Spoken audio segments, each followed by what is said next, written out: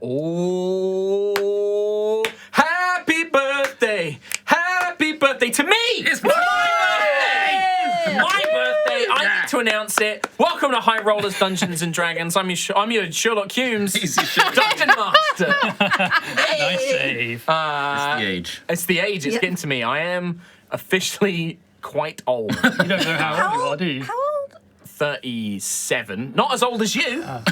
Speaking I was of, hoping. who is you? It's Kim, the old lady. I'm the old lady. Joined by Mr. Pretty in Pink, Chris Trott. Also, and these guys have like black and red. They do. Oh, hell yeah, let's go. That's and unusual then for the, Kim. the child in pink in the middle, like, you know, the merging of In our the little colours. sandwich. Yeah. And then mother to be, Rhiannon Thwast. Hello. Hello. On the other side of the table, Mother to be. mother to be, Tom Hazel.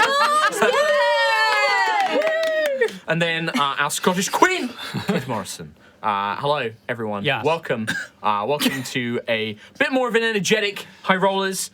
Today, a couple of quick announcements, and we're going to jump straight into it. What could be a pretty action-packed session. I thought you were going to say final.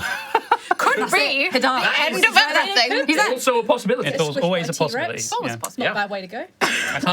Yeah, a couple of things. I am indeed. It's my birthday. We forgot my birthday Alright. this year. Happy birthday. It was on a Sunday Last year. Last year. It was on a Sunday, Yeah. but because we pre-recorded the episode, That's right, I it got forgot lost. that it was my birthday, so it got lost. See, I'm well aware that it's my birthday, so I'm like, me, nepotism.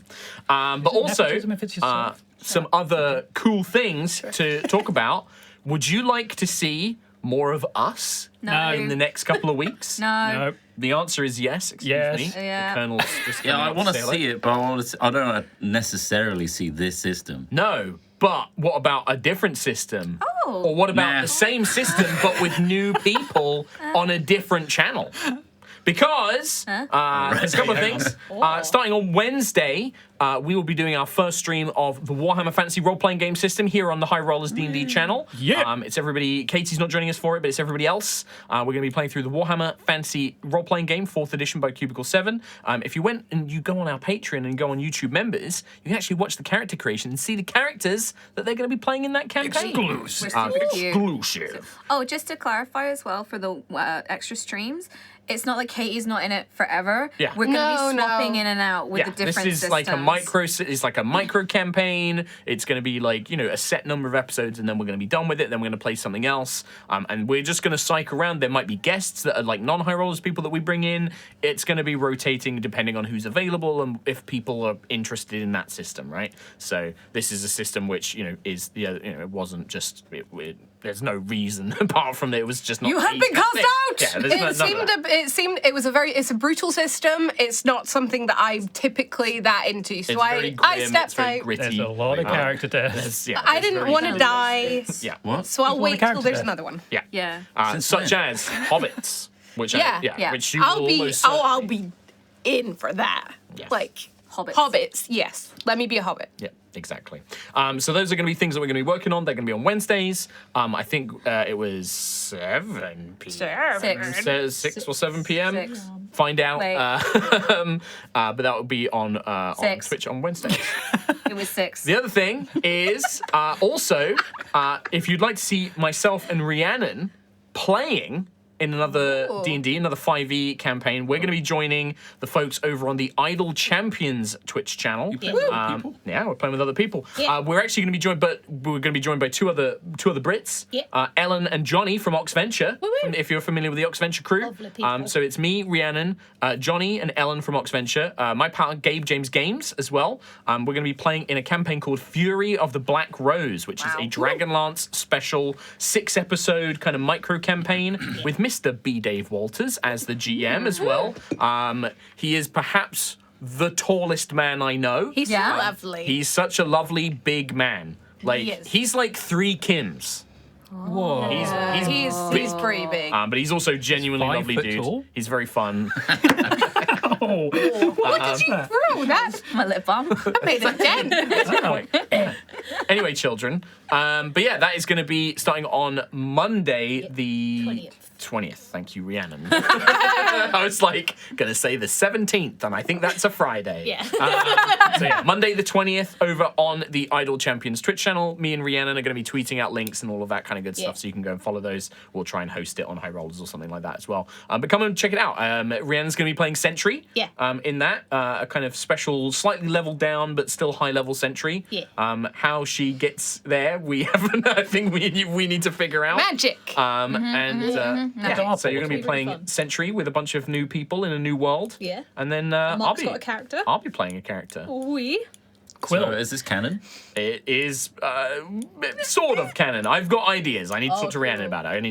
about it. But yeah, so come and check that out. And that is some more exciting stuff for you to come and check out with the High Rollers crew. Yeah. Apart from that, I don't think there is anything else. I'm going to look around. Mark's birthday. It's my birthday. Please shit herself. Oh, lovely. Good to know. I got to sit next. With that bombshell, let's play with that bombshell. Let's do the intro. But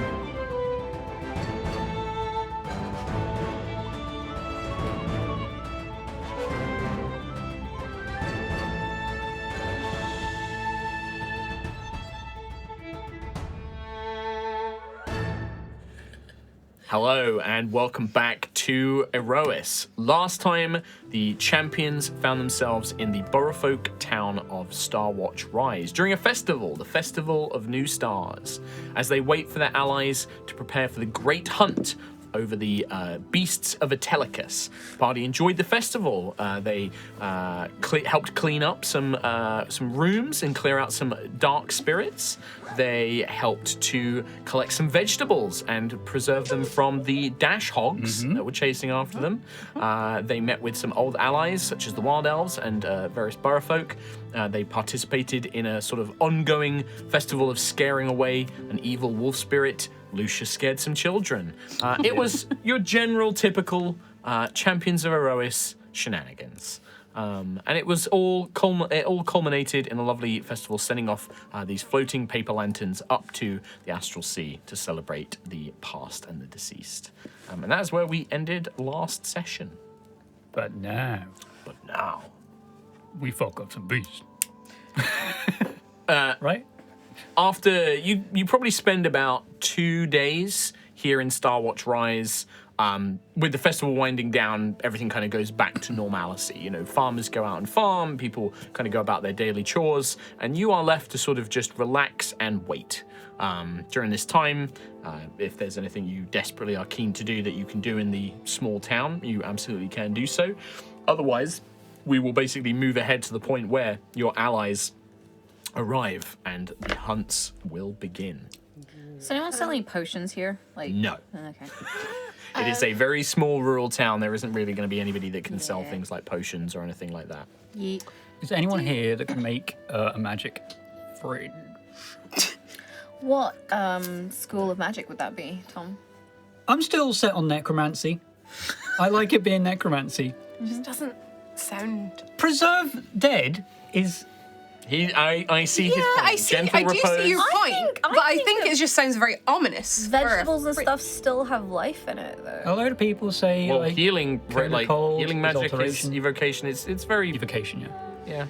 Anyway, Anyway, we're not doing that anymore. I have not had a chance to update the hammer. That's something I forgot to do. But Just give it I like do know +6. what I want it to do, which is when you score a critical hit, tell me, and then I will tell you what it does. I really hope I do now. Yeah.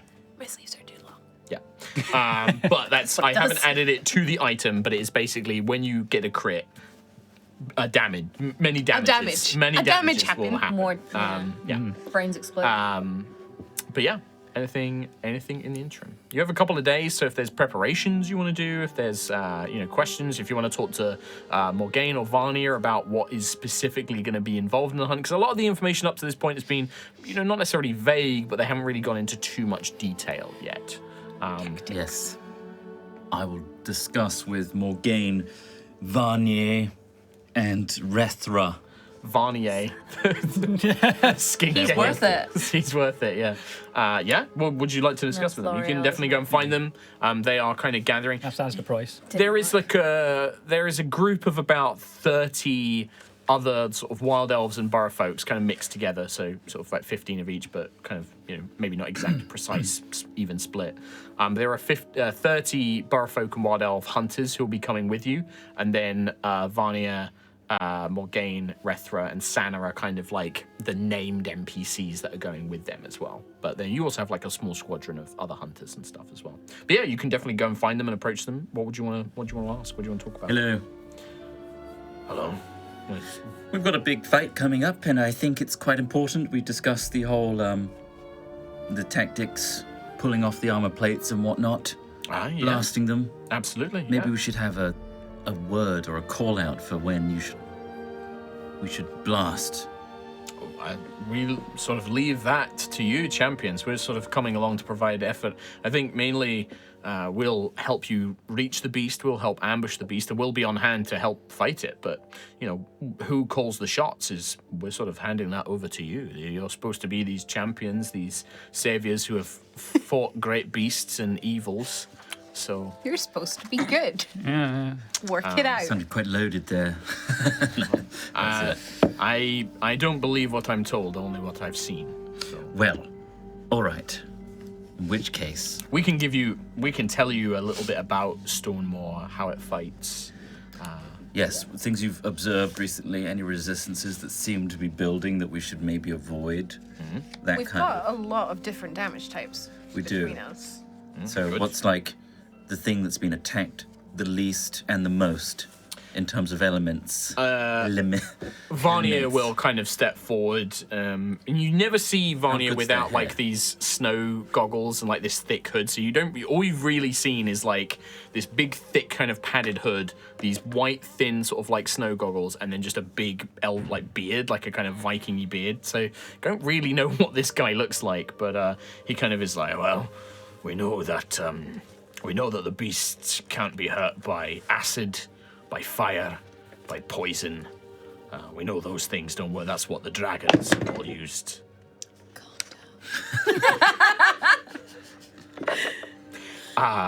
So we know those are things that no longer work against the creature. While its armor plating is intact, we know that slashing, piercing weapons have almost no effect.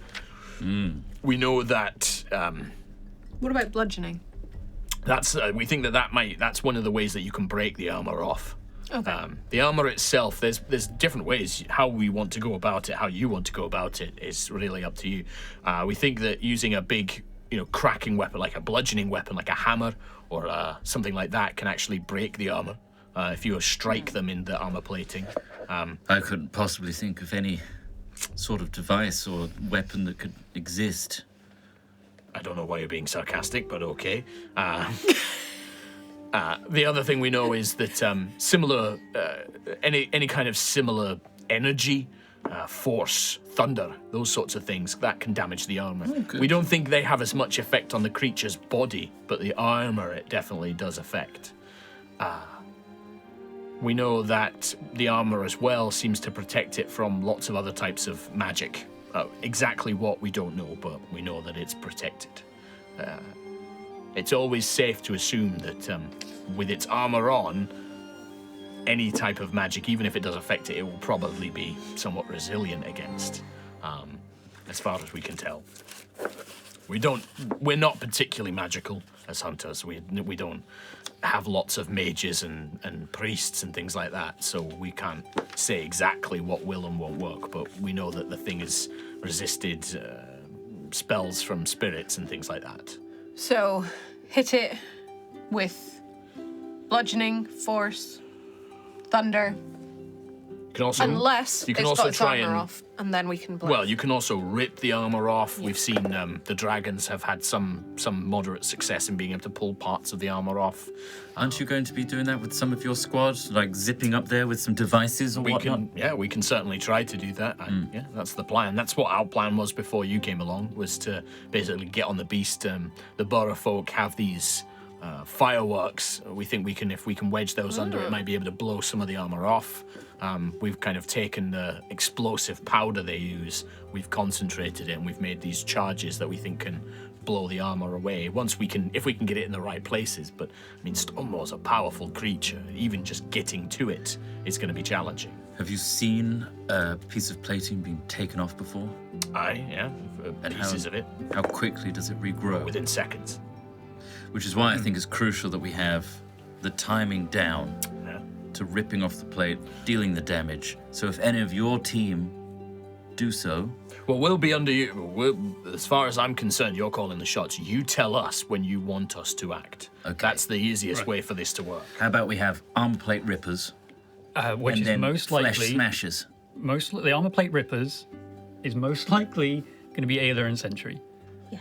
Ripping specifically for Sentry, but bashing and ripping for Ayla. Yes. So maybe under their tutelage and guidance, the rest of the team will follow their lead. Whatever you tell us to do. I think that'd be good. And then we'll be the blasters of the flesh. Yes. Now, the blasters. armor, when it's been ripped off before, the regrown armor, is it tougher than before? Hard to say. Okay. I'm just wondering. I if we imagine need that there is some. It gets tougher every time, but I couldn't give you any specifics about that. Okay, so we might need to relocate around. It's the also body of the creature. it's also worth noting that the armor plating kind of covers three major parts of Stonemaw: its tail, its body, and its head. Each of those are sort of independent locations. You won't be able to just pull the armor off the whole creature in one. You'll have to pick which areas you want to strike, which areas you want to focus on. Okay. Have you noticed the creature performing any abilities with certain parts of its body? I mean, it's got a giant mouth. It bites things. Its swing tail its can tail. smash. Yes, exactly. Do you think ripping It does off- seem to have developed some affinity for fire and acid. Right. We've noticed that smoke comes out of its mouth on occasion. Its body seems to become very hot and warm. It seems to have some affinity to both acid and fire. That's developed. And how is it against aerial targets? I mean, it is a beast. It doesn't have a bow. It doesn't have any magic spells. Okay. What would you say was its largest reach that you've seen? The tail and the neck. I mean, it's a big creature. I mean, it's about 15, 20 feet tall as is. But it can probably strike foes up to about 15 feet away, I'd say. Right. You might But- want to be cautious that it has a breath weapon. Mm-hmm. Yeah. It has fought off the dragons. They're very skilled aerial fighters, so it does, even if it can't necessarily strike them, it knows how to defend itself against aerial strikes. It might try and seek cover. I mean, we're going to be fighting it in thick woods and jungles, so it might seek cover. It may be able to throw rocks for all we know. It may be able to hit them with its tail, launch them up into the air or something. Does it have grippies? It has smaller arms, 2 sets, 4 arms in total, but they're small. Only a creature that it was able to grab in its mouth would it really be able to attack with its claws. Oh, good, that's an option. Okay. Okay. We've seen it live. We've seen it grab, big beasts, horses, larger creatures with its mouth, lifts them up, and then it can savage them. Good to know. Grabby.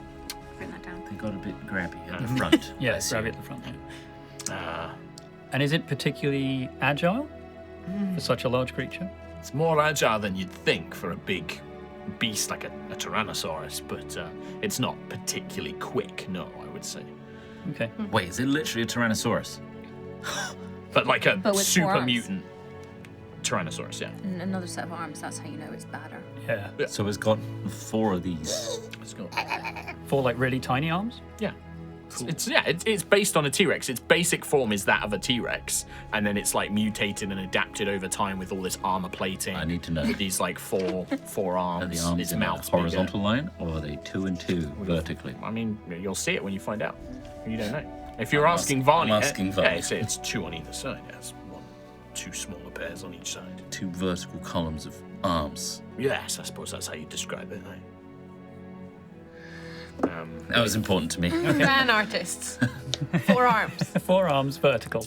I think I found a new Tiny. mount. Oh. We haven't been able to track the beast as much since its last fight with the dragons, so we don't. It may have some tricks and things that we've not seen just yet. Have you been sent the sending stones yet? Where we No, they're coordinate arriving. with the other They're arriving. beasts? I think they're arriving tomorrow. I assume those will be given to us. Right. It's probably best that Quill has one, right? I don't think. I Can believe anyone that use them? there's a yeah. I mean, when they arrive, you'll have more details. But yeah, you know that you're being sent 2 items. One, which is a way to kind of track a creature's vitality. Yes. It's a health bar. The other one is like an improved sending stone called a messenger stone, which is basically it's like a linked. It's kind of like the messenger rings you guys had, but it's linked to a longer distance and like it's linked to these specific stones. So you Is can it just communicate? like an action to use? Is it less? It's a bonus action to use both Okay. of those items. Yeah. But we won't have to attune to it, I suppose. You won't have to attune to it, no. But yeah, it's Varney also. I'd recommend that one of you takes one, the other one, and somebody else takes another. But you should definitely have control of that. At this point, like Morgaine, Rethra, and Sana will kind of say. Sana probably says, in terms of the fight, we'll obviously do everything we can to support you and assist you. We'll be there to try and help. But also, you know, again, like Varney says, tell us when you need us. If you need us to help you, do something. Most of what we do is we're not going to be able to achieve the same levels of combat efficiency as you guys, but I mean, I can still, if I'm set up right, if I'm kind of given the support, I'm pretty sure I can land a pretty big blow on its armor or on its body if you can work with me. Morgaine and Rethra say yes, and the same applies to us as well. Whilst we are talented fighters, our efficiency will be not as effective as perhaps yourselves, but we can enhance your attacks. We can help you and support you in what you're doing. You just need to tell us when you want us to act. Okay. For out-of-game reference, you are basically going to have teamwork attacks where you can call in, when you take certain actions, you can call in one of these guys to come and assist you, pull off like a combo attack, and then that goes on to like a recharge where like it takes them, they've got to get their energy back before they can do it again. Combo. Per person. Basically, yeah. Okay. Kind of like a fastball special kind of teamwork kind of move where like you'll call them in, Tales of Aerois. Yep. You get the feeling. So when I put my hand out for a chromatic orb, someone's like- hand supports it like that. No, well, I mean, you could do the Gohan Kamehameha, but no, it'd be more that like as you're like about to like I don't know cast chromatic orb, right? You could say like Morgaine now, and then she would jump in, do her move, which might either give you increased damage or weaken the target or make it easier to hit or do something like that. Keep it distracted. Yeah. Strike team. They are also all of the NPCs, rather than right so that I don't bog the combat down, they are gonna have like a movement on their turn. If you don't tell them where to move, I'm just gonna move them based on where I think they would go. Yeah. They're not gonna make attack rolls. They'll do a small amount of damage as long as they're within attack range of the creature, but generally they're mainly gonna be there to support you guys. If the 4 main NPCs, if they get hit, they have not necessarily hit points, but like check boxes. And if they lose too many check boxes, they go down, right? And if you heal them, you need to heal them like by a certain amount, and that maybe restores a checkpoint, right? But it's not going to be like I'm not going to be sitting here calculating their hit points. It's like if I feel like you've healed them enough, they get back up. If you heal them for like 6 hit points, I'm like, nope, they're still down, like or whatever. They're still injured. The 30 other hunters you're taking with you are like friendly minions, right? So if they get hit once, they're down. Okay. They're gone. They're dead. But one of the abilities you'll have, Varnia's team action, is basically however many of those hunters you've got left, they all basically take shots at the creature, and how many of them there are determines how much damage they do and how difficult it is how easy it is for them to strike. Cool. So that's like Varnia's kind of special move that he can do. Is it called the Fructus? No. The last aid that you can call upon, so you'll have basically Morgaine, Sana, Rethra, and Varnia are like your kind of 4 teamwork guys. And then the last thing you can do is you can call in the dragons. There's going to be a blue dragon and a silver dragon that are kind of like air support, and you can call them in to come in and unleash your breath weapon attack. But they know that at this point, they know their claws and stuff are useless against the beast. So the only thing they've got left is their breath weapon. But that's the last resort, otherwise it's So, resistant. well, basically the way it will work is when this creature takes enough of a certain type of damage, it then becomes resistant to that type of damage for the rest of the fight. So whether that's through Ayla just getting a fucking mega lightning crit off, or Lucius doing like a massive cone of cold and rolling loads and max damage, regardless of the source, once they hit a certain threshold of damage, they become resistant to that damage for the rest of the fight. Cool. So if you want to, but the dragons are a good way. I'll tell you now, it's like a 15d8 breath weapon. Oh, wow. That's nice. I like it. Yeah, you guys are like level 19. Like this isn't fuck around town anymore. We don't fuck around in this town. Where's that located? In Get Fuckedville. We haven't been I don't there yet. ever want to visit that No. place. That No. place sounds nasty. Fuck around town. Fuck around. Quite next to Find Out. Find Maybe. Out. Yeah, that's what they say. So we've got the Wild Elves as a combo, Santa as a combo, Dragon Breath attack. Morgaine and Rethra also you can combo with. I as call well. them Wild Elves. I grouped them all together. Wow. You bitch. And the They're all the same. breath attack of this thing is was it acid or poison? Sorry. It is of the creature of The Stonemaw. creature, yeah. They didn't say. They just said that they have seen like smoke coming out of its mouth. Right. So it might- They've seen that it has an affinity for fire and acid. But they've said it's been a while since they've really seen it fight anything because the dragons have been taking care of it. It might have developed new tricks. It's been doing a learn. And they've only noticed a I can resistance educate. to acid, not necessarily fire. No. They've said there's it's immune to acid, fire, I and wrote it poison. down. Yeah. Poison. Cool. Yeah, it's outright and they're just Immune. it's outright immune to those. Not those things. resistant, immune. And poison. And as long as its armor plating is on, It's it's also completely invulnerable to slashing, piercing, and maybe other damage types as well. Good God. And technically, So, the yeah. main body can't be hurt by like bludgeoning until the armor's broken, but the armor can be damaged by it. So bludgeoning, force, thunder can damage the armor. Yes. And then lightning and cold, it's still vulnerable to at the moment. Yeah, not necessarily vulnerable, but it's Well, not it's resistant. not to. resistant to yet. Yeah. There might be Yet. other forms of damage as well, but the wild elves don't know what those might be. What do you got, bud? None. You got force? Force, yeah. I got Eldritch Blast. Little Yeah, little force. tiny. Little It's tiny. force. Force is force. Eldritch Blast is the most powerful spell in the game I've got acid. because it's like Don't, free. don't do that one, please. Please. Does anyone have any extra magical items they don't need to use one? I have one, yes. Do you want a wand of magic missiles? You're not using that? I have a ring of free action, Well, That sounds cute. which difficult terrain doesn't cost you extra movement. Magic can't reduce your speed, and you can't be paralyzed or restrained. That I sounds mean, cute. You want that? pretty good for a I don't want to something get with grabby grappled. hands. Yeah. I don't want have to get braces of defense. Ooh, what do they do? They won't defend. stack with your armor. They won't stack with my armor. Plus 2. You want the ring of free I had action? those in Lightfall, actually. What about Amulet of Proof against Detection? No. You want the wing? What about a Thunderstone Coral Song pistol? Trident that will summon dolphins? I do like dolphins. Where are we going? Oh. We're going to the forest. It's still on my back. Yeah, magic. Forest dolphins. Magic forest dolphins. Oh, no, they wouldn't. Just flopping around on the floor there, doing nothing useful. Cloak of Billowing. Did something happen to Lady Duskwillow's ring? That Bandore I found that turned into a ring from ages ago. Something happened to it. Yeah, it's Wiki still, team will know. it's still in my inventory, and I was just Can't tell you. concerned that it vanished, and because it has a lot of spells on it. But Yeah, you can have a ring of free action. I'll That's all I got. take a wing of reaction. Thank you. Look for that. I I'll will say no remove to it. that got until it. I research it. Thank you. Thank you. I got a ring of free action. Me too. Because my other item. No, Trot. No. No. No. No. Someone asked on our Reddit whether this is a kid's show, like it's suitable for kids. No. The overwhelming answer was no.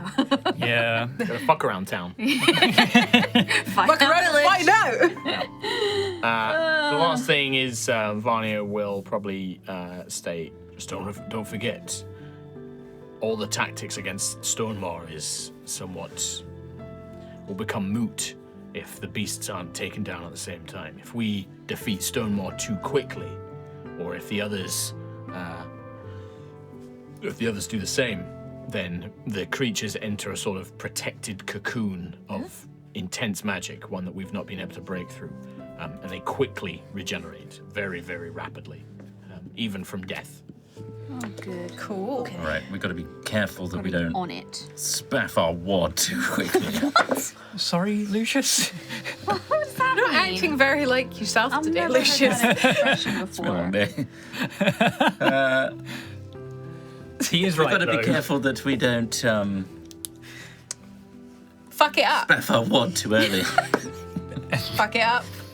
Yeah. No, do it too quick, like blow our load too fast. What does this mean? As in, like, all our powerful things at once.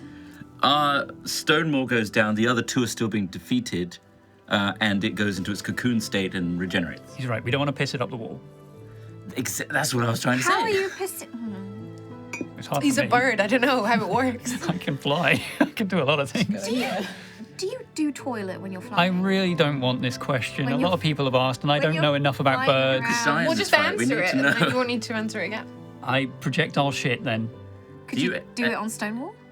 Yeah? Blindness. Yeah, I could try and poop into its eyes. You did the messenger thing for a little bit, did you? No? The messenger thing. You know. Is it, Didn't even pass it. I was blown out of the sky by lightning, remember? Oh, yeah. Yeah. Wing? Was that the first time you flew, or? No. Okay. So, my in the previous God. times before, How long have you known me? Half your life. like barely Three quarters. in that brief glimpse of your life before yeah. the Before Lucius. wingate, Fresh from the womb. It wouldn't be the womb, would it? when you flew around. Bird womb. It'd be an egg. Yeah, the bird womb is an egg. Basically. How long have you known me? Most of your life. To be fair, though, a very tiny portion of our life, so it's very easy to forget these things. I'm an elf. A speck. Thank you for reminding me. Speck. Tiny bab. And I'm I've going already to died forget you once. existed in like 50 years. Anyway, I didn't say that. That's not canon. I'm that out of the hoping wiki. nonna of this is canon. Take that out of the This bit wiki. is. Okay. So pre-wing, Yeah. when you were flying around pooping, do you target people? Because I feel like birds target people. Have you been targeted by a lot of bird soup? On Gusthaven, thankfully, we have measures against such devastating Attacks, yeah. Lucius, We have our own environment. I'll never tell. He's So glad that you made the definitely most of me doing some note taking there and really drilled into the intense role play and This is backstory. lore. of If the this characters. little character arc here doesn't come around at the end in a satisfying conclusion, that's on you. That's on me. Yeah. I'm gonna shit on Hadar. Right in the eye. All right. That's his weakness. Yeah. All right. He's got many weaknesses. That's why we found out. nobody's defeated him before. Nobody's shit in his eye. It's I don't know. I haven't tried it yet. Does he have eyes? Just one. Oh yeah. He's one big eye, He's a which big means eye. I need one big boob. Okay. Get You eaten. have to Fill me save up. up for a bit. I'm gonna have an entire hero's feast to myself. Wait. I saw a video the other day of I don't want to hen know. giving birth to a giant egg. Like Oh. it had to be assisted. Like a human-sized egg. It might as well have been. And I just thought, wow, that hen must feel so good afterwards. Oh yeah. Not Anyway. tore his butt open. It's a kids-friendly stream. Well, that's Eggs come educational. out- Do eggs come out the butt? It's educational. I mean, technically it's a cloaca, so it does Oh. it functions go. different things. There you go. Educational. The answer for the question of the stream: do eggs do butt? No, they don't. The more you know, It's a one Star. hole type situation. One hole does all. Go on, Mark. Back to you, Mark. I mean, I'm waiting Over to you, be Mark. told what your characters would like to do. I am. Beat up a I made thing. that quite clear, Mark. I'm asking Quill about his pre-wing. Absolutely. Yeah. What's the Deal. deal? What's the deal? What's the vibe in the camp now post festival? Doesn't seem any different. The Burrowfolk here are just sort of like, yep, it's part of life. What? Multiple beasts attacking their lads. I mean, from the looking around the area around this town, I mean, this is only a small little place. This isn't like a big city or anything like that. It's like a very Al Saraf is a huge continent. This is like a small town. Right. There's no sign of like the beasts have attacked here. They have dash hogs to deal with. They are used to violence, sir. That's yeah. But no, you just get the impression that Stonemaw or the other beasts just haven't attacked it yet. Like these like guys the are Shire. aware of it, but Is this the Shire? yeah, kind of, yeah. Yeah, this is the Shire. Nazgul have not yet arrived. Yeah. Saruman hasn't brought his armies to plunder the Shire, which wasn't actually in the movie, but it is in the books. Okay. The more you know. The answer for the question of the stream. So anyway, yeah, I mean, so everyone here is just going about their day-to-day life. Like, there's no sort of like fleeing in terror. Nobody's like packing their stuff up, ready to leave. Nobody's afraid. The hunters, the wild elves are definitely more stoic and more like, tough hunt ahead. You know, kind of get that impression of like, yep, got to get in the mindset. Like, this is going to be a tough one. The Burrfolk who are coming along are like, you got enough carrots to go with your Jeb? I've got enough carrots, don't worry about me. And he's got like, they're just very kind of happy-go-lucky, easygoing. Sweet special. You can see cinnamon that rolls. like over the last couple of days, various Burrfolk, kind of like weavers and tailors and some of the wild elves have been busy making what appeared to be almost like outfits and cloaks. And it's kind of all dyed in like browns and greens and the colors of the forest. They've like sewn like actual living vines and things onto these cloaks and capes to create like camouflage hoods, right? So, they're basically making you hunting equipment and outfits to go Oh along. yeah, Lucius's new outfit. brown. Yeah. And green.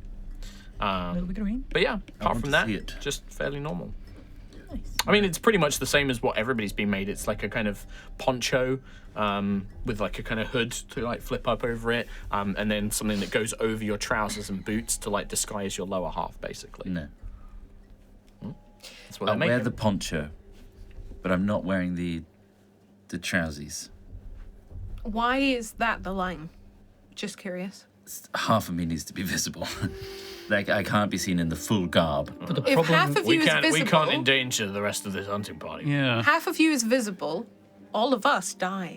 Yeah, you're putting everyone. I mean, not just Stonemaw, but you'll attract other predators. Oh, this is really selfish, Lucius. Everyone's going to die. We can't force Then I you. We should can't die force as you one to do of them. anything, champion. But I mean, keep in mind that Lucius's trousers are like deep purple, right? And you've got glittering jewels and gold trimming and stuff like that. How Varnia will shiny say are that his like boots? I could see you from probably 400 or 500 feet away. Thank you. A beast will be able to see you twice as far. Are They'll his be able to boots, smell it as like well. really, really polished and shiny. Like you can. And also see a Lucius, I mean, reflection. Lucius, like you like soap and clean yourself, like pretty thoroughly, right? Like Lucius is very careful with his appearance. clean Does he wear like perfume or like cologne or anything? Of course. All right, well, yeah, it's Of the just season. yeah. The Burrfolk are like, I mean, I not just see him, I can smell him from like miles away. It's only for a few days. It'll be fine. If we kill this beast, well, all three of them, and we succeed, we'll get you a really fancy bath. A spa day. Maybe a new outfit. All right. We'll get him a new outfit. And they've clearly like, it looks like that they were probably like all the wild elves and the Burrfolk are actually wearing like outfits, like not just like the ponchos and these like gaiters that go over their legs. They're actually wearing like, outfits and stuff like that. They do look like they've made the special accommodation for you guys where it's a poncho to go over your existing gear and then basically like gaiters that go over your legs so that you can still wear the clothes that you're used to and stuff like that. So you could also quickly take them off if you needed to. But I'll get it in before the kill. Sure. Just so you know what I look like. Yeah, Varney's just like the reason that when fighting Stonemaw just isn't the only problem. It's also tracking it down, finding it. Its territory is days away from here. I mean, we're going to be hiking through the woods for a few days before we can even find it. Then we'll need to track it, locate it, and the plan is that we will lure it into an ambush where we'll have the upper hand. If we are sloppy, or if we give ourselves away, there's a chance that Stonemaw will ambush us. that puts us in the defensive position. Okay. But yeah, there may also be other threats. There may be other threats in the woods. Like what? Beasts, spirits, creatures that live here in Al-Saraf. I mean, they're probably many of them have been driven out of their territory, but out of their lairs by Stonemaw. That's made them hungry. It's made them scared, made them aggressive. So the deeper we get to its territory, the greater the risk. But also there's dark magic. There's dark magic that clings to Stonemaw. It's affecting the spirits. It corrupts them. Okay. Oh, so we can't rely on them to warn us necessarily. I mean, Further in. when we get to a place where the forest becomes quiet with other beasts and spirits, when we'll know Stonemaw is close.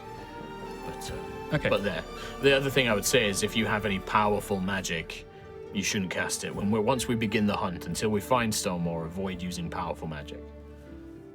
Is there anything we need to do before we leave then? Anything you want to do? Specifically?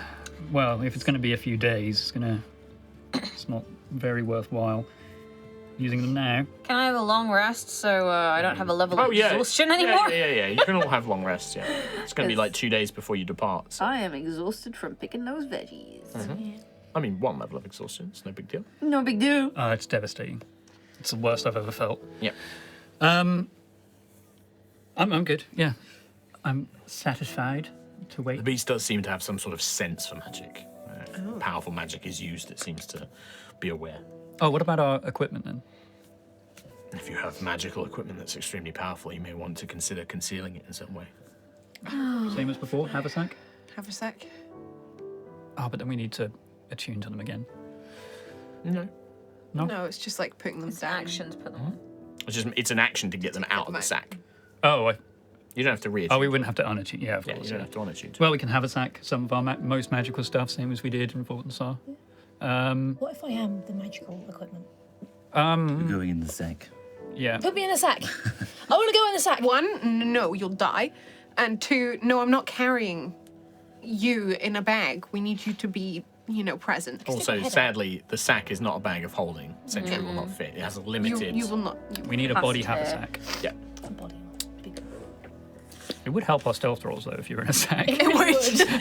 Really Clanky would. now, though. You are clanky now. Everyone's Ah, clanky. crap. We were already terrible. I'm a big old clanker. Double planks. Double plank crew. Yep. Cool.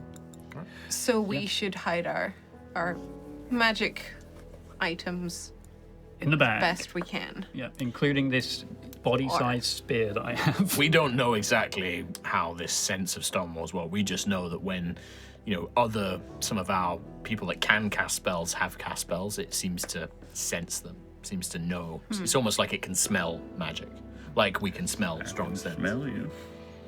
I mean, maybe we could use that to lure it to the ambush point. True. It's certainly possible. Although, if it can sense magic, we don't want to tempt it with magic. Then it knows that there are It seems to be more aware that it's a threat, rather than it being drawn to it like food. It's Go more in the that it's opposite direction, then. I mean, we can Herd certainly it. try and use that. Okay. Speaking of herding it, the other beasts, are they being engaged with far from where we would be fighting Stonemaw? I believe so. So Well, there's... yeah, one's way. Well, sure, one's in the ocean, one's in the sea. air. I'm just wary of interference, I suppose. No, I don't imagine that there'll be any interference. That's partly why we need these devices to communicate. Great. Okay. Is there any other way that we can make people quieter? I wouldn't For worry the too much trek. about that. When we get into the deep forest, we'll split into 3 groups. There'll be a scouting group. They'll be the ones who need to be the quietest. Oh, good.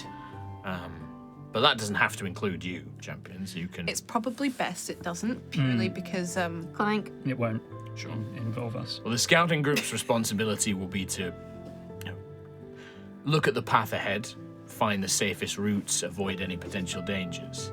Another group will be the rear guard. They'll need to be somewhat quiet, but they'll be their job to be vigilant of any threats, sneaking up, predators, that sort of thing. And then the core group will be in the middle. You won't have to worry too much. We'll keep everything away from you, or we'll let you know if there's anything that you need to be hiding from in the first place. If we get to that point, then it's probably something more to concern ourselves with. Okay. Sounds good. Leave like the field work, the field craft to us. That's what we're here for. You're here to fight the big monster. Thank you. Good. And thanks to all your information, I am very confident that this is going to go just wonderfully and smoothly. And cleanly. Good. All right. Well, then in that case, we'll get some rest. We'll see you in a day or so. It's over. Game over. Quill's so dead. All right. They'll head off. All the burrow folk and the wild elves will go and get ready. I'm going to turn to everyone. We're doomed. Nice. Yeah, no, I'm happy to just Time skip. chill here and yeah. All right. A couple of 2 days go past. By the time it finishes, Rain arrives on a small airship, docking near the Stormchaser, and comes bearing 2 gifts, 2 items, as well as information concerning the plan. Rain presents you with one item that almost looks like a monocle, but kind of like mounted into like a brass cylinder and a fitting, almost like a fantasy version of the Dragon Ball Z Scouter. Like it kind of clips onto like the side of the head, and it has like a kind of like ocular kind of like lens that can be flicked down over it kind of thing. And the other one is, it almost resembles a sending stone that you guys have seen before, kind of like a smooth stone, but this one has been carved out of crystal, and it's more intricate with more dedicated runes, and 3 primary runes on the sort of main stone itself. Rain will tell you that this is the messenger stone, which functions exactly like a sending stone. The two of the runes are pre-programmed to connect to the other members, the other bearers of the messenger stone, and the other one is to transmit yourself, basically. It's like pick who you want to contact, press a button, speak into it, do the same thing. It's a bonus action to activate the messenger stone, and that is to contact one other group. So you have to pick whether you're going to contact, and it's either Danica or Baroness Coralsong. So Erin Coralsong, the Triton that you once met a long time ago. You choose who of them you want to contact, and you can use the bonus action to basically ring them up and be like, what's going on? Yeah, how's it looking? Yeah, and they can do the same thing to you. So they might also just message you to give you updates on where they are. But if you want to know exactly what, where they're at in their battle. And it's a free response, right? It's a free response, yeah. The other item, which Rain introduces as the Vitoculus. Vitoculus, okay. It's not an item in D&D Beyond, Right. So you don't need to search for it. I don't have time to make it, but it's basically, it's the same thing. It's one person can equip it. It doesn't require attunement, but it does require like 10 minutes to basically fit and adjust and sort of Mount. No, like adjust to like your own personal vision, so it kind of like factors in. Calibrate. That's the right word. Calibrate. And how does 1 look? And 2. Yeah, exactly. And Yeah, it's one. like an optician's, right? Like 1 and with and without, and with and without. Clearer? All right, we'll try the next one. It's kind of it is like that. But yeah, this is a device created by Azaria Perel called the Vitoculus. Cool. And it basically, you can use it as a bonus action to choose one creature that has to be within visual range of you, and it will provide you with a estimate of its vitality, and this is measured in 10% increments. So you will know if a creature is at 100% vitality, and then 10% increments going down. I love that shit. I thought you would. Rain will present these and say, I don't know if you know who you want to have these, but these are what we'll be using. Both Danica and the Baroness are positioned, but they will find it they will be able to reach their targets a lot quicker. We have an estimate of where they are. They are currently in search for them, but we think your group are going to take the longest to actually locate your target. So you're going to be the signal to attack. Once you've engaged the creature, or once you have found the creature's lair, or you are waiting for the creature, let the others know what you're doing. They will then go to pursue, then let them know once you've engaged. You will be our starting point. Okay. But we do think that you will take the longest time, because the others have ships, they have the airships to help them move through. You're going to be moving through rugged terrain, from what I understand. I'm just trying to think who could have the Vitocular. Can you see normally through it? Yep. I don't mind. I can take it. Yeah, I'm wondering if Sentry takes it, because You're going to be up close and personal. Yeah. you're also Well, less that's likely real. to be downed. Yeah. which is, yeah. Yeah, I mean, in terms of visual range, as long as you can see the creature, you don't have to be next to it. You just have to be able to see it, and then you can use it. Yep. But it is a bonus action, so. What do you Or I use could your use it if you want. your? You can say bonus action. You don't have to say in game. You can have an out of character conversation and be like, "Well, do you use your bonus action a lot?" In the midst of combat, Yeah.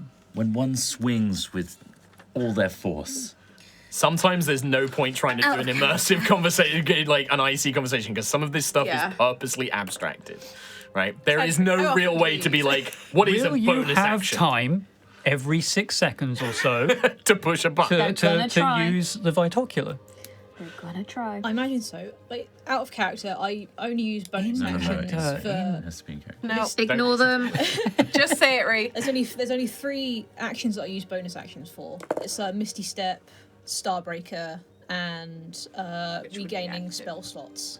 Oh, And which- Starbreaker's out. Starbreaker would He's be out, out right? at the Once- start. Once you've got it Starbreaker out, you don't need is the out. bonus. Yeah. Okay. So bonus action to activate. And we don't need to. Starbreaker. Whereas check I can do the damage on my vitality bonus first. action every round. Yeah. So I would take it, but it sounds like it's more useful. If it Yeah, I forfeits do a the lot of damage, stuff my with damage. then Sentry, you can have the.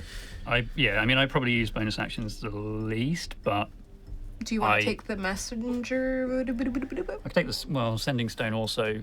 I'm wary of being knocked out immediately, and then that's one of the. You can fly though. I can fly, but he's got grabby hands, and I like to get. They're tiny at the front. Yeah, but I'm going to at some point fly right up into its face just so I can Why? poop in its Why? eyes. Oh, okay. Yeah. Maybe Nova.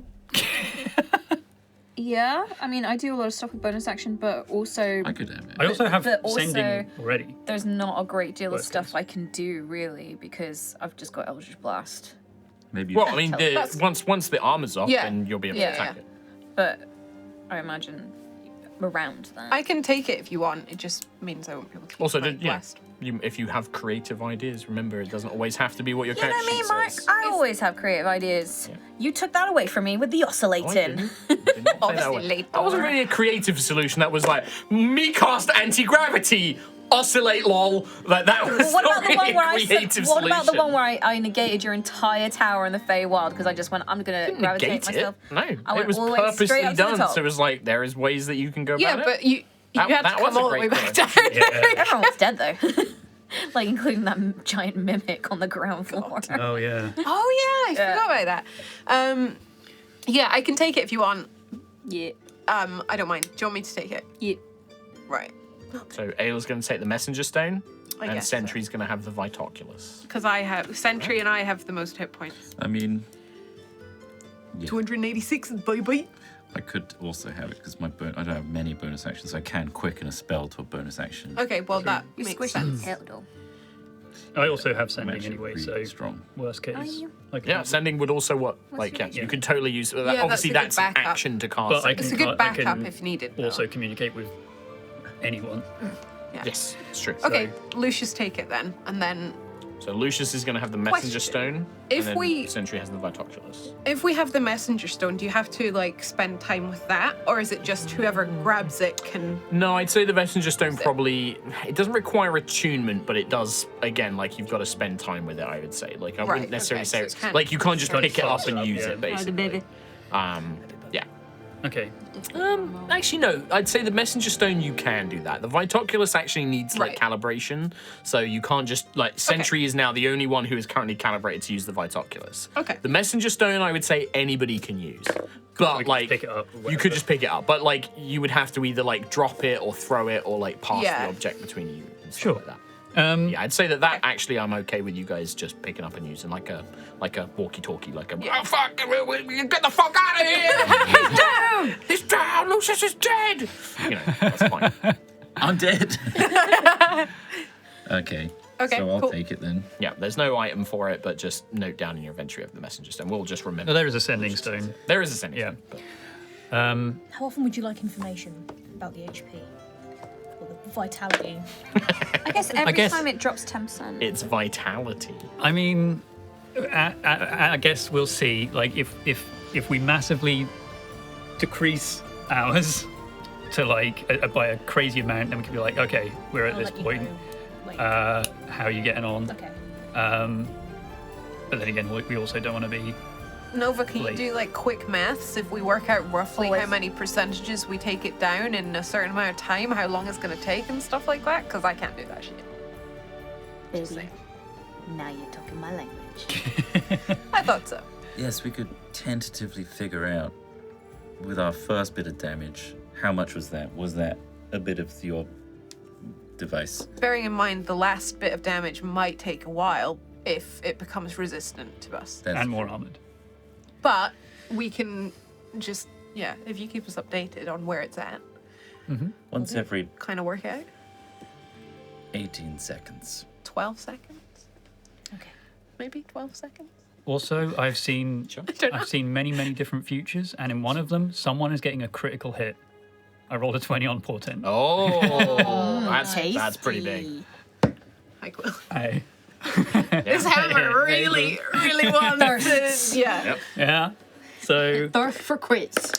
Not that go it matters rolling too too quickly. much, but do we know which of the teams is fighting which monster on the like what's Danica's team? So Danica is part of Danica is with a bunch of airships, the Gusthaven like Griffin Knights. I think it's Duke Sovrano's airship like team. And Danica, and then the Gusthaven Griffin Knights, and then a collection of others. Like there'd probably be some of the Seekers have probably joined up. There's probably like mages from Horizon and things like that. They're all going to fight Stormwing, the flying rock. They have a couple of dragons as well. Every Yeah, team everyone's has got a like couple every of team has dragons. like 2 dragons basically. And then the team going after Surge Scale is led by Baroness Coralsong. The Tritons has like loads of Tritons, has the Orc fleet captains with like cannon ships and stuff like that, as well as various kind of like water-based teams, including a team of specialized Warforged who have basically become like sort of marine commandos because they're just like, we don't need to breathe. We can walk along the bottom of the sea. Like they're just like whatever. So they've been training to like fight underwater, and they've probably like got themselves like little magical jetpacks that like little water jetpacks that fly around underwater. Little propellers, like built like little propellers into their arms. Like I imagine you guys are a bit too young, but there was this show, a cartoon called The Centurions, Power Extreme, and there was a guy called Max Ray, and he was like a guy with a suit, and he would get like little like propellers and like missiles like attached to him, and then he would swim. I had like those toys, Yeah. but only from a car boot. Yeah, no, I got mine from a car boot as well. I had Jake Rockwell. I had the rock guy. Yeah, he had like a Oh my bike, God. and he had like a big turret. Yeah. Yeah. So, that sounds Man in Extreme, Rad. Power Extreme. So good. So good. Right. Anyway, so I'm that's on what they're like. yeah. I love that. But yeah, Nice. Okay. what was it? It was like Jake Rockwell, Max Ray, and Ace McLeod, and he was. Guess which one was the Sky Guy? Rockwell. Yes. So dumb. But yeah, so those are the 2 teams going after. My name.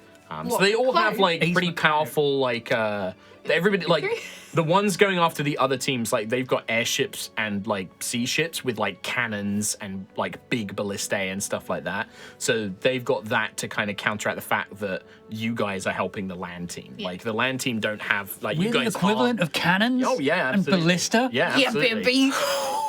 Like a fleet of airships is probably equal to you guys in just pure Power like power level. That's awesome. Oh yeah. We are a fleet of Yeah, I mean, you guys are the Avengers Did of you Aerois. see what like, Nova did to that one airship that time? Yeah. We Like, don't need I anyone. wish I didn't. like honestly, you guys are the Avengers. Like you see Pretty them much. in like the Battle of New York or against like Ultron. It's like, yeah, that's what you guys are. Like you guys have basically had equivalent fights because you had in the City of Glass, you were basically fighting Ultron and all of his Ultron minions. I do think we keep forgetting this every now and again. Yeah, well, that Yeah. we are level 19. Yeah. It's easy to forget though Yeah, when it is. dumb things Yeah. happen. Yeah. Yeah. I mean, And you're all still very human in like mentality. okay. Okay. I mean, like mortal and like Squishy. regular Literally people. none of us are Right. human, motherfucker. Yeah. Sorry. Wow. Anyway, but yeah, assume so I'm everything sorry. is set up, and Rain kind of gives you the final kind of like, well, good luck. Keep everyone updated. We don't need luck. We're level 19. We can do Sorry, this that all was that day. too much. Don't know what that means. But all right, well, We've got this. You do. And Varnier, Morgaine, and the others all basically gather you up. They present you with your camouflaged clothing. Lucius, you are basically forced to like go take a cold wash, get rid of any kind of scent or perfume before you get changed. Sort of your Roll on the probably- ground for a while. I mean, like, no joke of a lie, they probably do come in and like take your hands and like rub like dirt and stuff. No, into no. them. I mean, they do. Get off. I'll do it myself. Oh, I'm like I will. patting the ground. Can I put him on the ground and just Oh, like so dirty. sausage roll him? I mean, it looks. along He's the like floor? patting the ground. You can like put your hands over his and force his into the dirt. No, and just rub them my around. hands. But This yeah, is the they- dirtiest I've ever been. yeah, and it's like it's more trying to get rid of like the smell, like any kind of like perfume scent, and they'll do that for everybody. Like they probably would also be like, "Quill, get in the dirt, like rub it, roll around." Yeah. Yeah, that's right.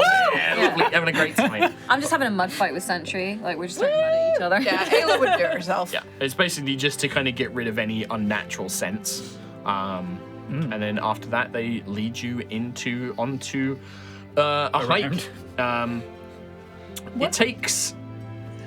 We don't really need to play out the journey because for the first 2 days, there's not really any kind of threat to you guys. Like you're being led by skilled trackers who know exactly where they're going. They know this land. They avoid sort of any minor encounters with beasts or spirits that could even, hamper the journey. So it's just like 2 days of solid hiking through this very rugged, very primal, ancient terrain.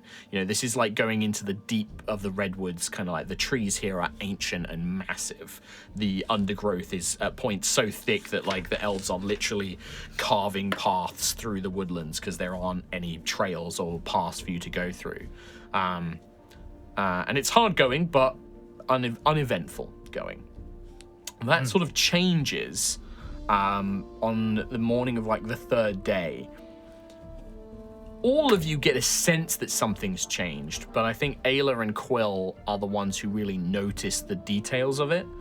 For the two of you, Ayla and Quill, you notice very, very few animals. You begin to see signs of abandoned nests and lairs or like old trails that haven't been, disturbed in a long time. There is also just, for the more magical of you, there is a sort of magical sense that this place has been, is quiet. That it is, there is a tension in the air, as if the very land itself is nervous about being disturbed. So there's butterflies around. No. The land has got butterflies. That's fun. Good. That's the joke. So, Varnier, Morgaine seems like, she's the leader of the Wild Elves, but in this instance, like, Varnier is definitely the one who's leading all of this. Probably with Big Jack. Varnier and Big Jack are the two who are like, and like Big Jack kind of like puts a hand up, and he's probably the one who like speaks with you guys more than Varnier, because Varnier's a bit of a grumpy kind of like get to the business. Focus. And Big Jack's just like, all right, we're in the territory now. We're in its territory. It's a big territory, so don't worry too much. It's not like, we have to be super quiet. Just be aware. We're going to be moving a bit quiet. We're going to split into the 3 groups now. So we're going to split into a scouting team, a rearguard team, and a core team. The scouting team are going to go ahead. They're going to be looking for signs of Stonemaw, but also to try and give us advance warning of any difficulties or any, if there might still be creatures here. But if there are, they're not going to be friendly. They're going to be panicked. They're going to be aggressive. If there are spirits here, they're probably corrupted. So again, something we need to be cautious of. You tell me where you want to go. Varnier and some of the Wild Elves are going to lead the scout team. They're going to go up ahead. I'm going to go into the main core team and look after whoever's in that, and then we're going to have a dedicated team for the rear guard as well. So you just tell me where you want to go, and we'll make that work. How far apart will the groups be? Far enough apart that if, say, the scouting team finds something, they'll probably be able to come back and let the core team know what's happening, but that rearguard team is going to take a minute to catch up and get involved if something is going down. Vice versa, if the rearguard team become aware of something, they'll probably be able to get to the core team and warn them, but the scouting team will be out of reach for at least a few moments. Yeah.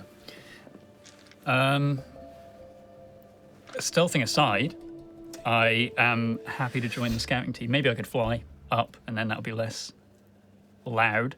Could be. So I could join the scouting team and then regroup if I see anything. This is up to you guys. It's literally, I'll tell you now, the scouting team, they prioritize things like survival, nature, and stealth. They need to be stealthy. Nope. The rearguard team will prioritize perception and just general vigilance, like being aware of any potential threats. They need to be a little bit stealthy. And then the core team, you don't have to make any checks. You're just like, I'm going to be You are- core team. I have -1 perception. Do we need to be evenly split amongst it? no, you can go wherever you want. Can we also just not be in one of the groups? We just want to leave. You have to be in at least one. No, I mean like, Yeah, can you the can team be- not have one of us in it? Yeah, absolutely. That obviously means that you are then just reliant on my dice roll. Like, I will roll for that team. They have a set bonus, but it means that, like, if they need to get a certain number, if one of you goes along with it, like, let's say Ayla goes in the scouting team and lends her assistance in, like, the survival skills and stuff like that, she will get to add a bonus to what I roll, right? Yeah. But will also then be required to make a stealth check. If Quill is in the rearguard team with his burgeoning perception, that will help them, keep an aware eye out for danger, but he's also going to have to make a stealth check to be involved in that. How stealthy are you, Ayla? Me? I have advantage on stealth. Oh, okay. I mean, you've got a decent-ish bonus, right? +7, I think. Plus 7-ish. Well, it's, something. yeah, better than mine. In that case, because my survival's actually quite high, but I can join. But also the- keep in mind that if something does happen, Yeah. you might not, like, if Ayla's in the front team and That's Quill fine. spots, like, a danger and something kicks off, Ayla might not be able to join you for, like, maybe a round or 2 rounds or something. Yeah.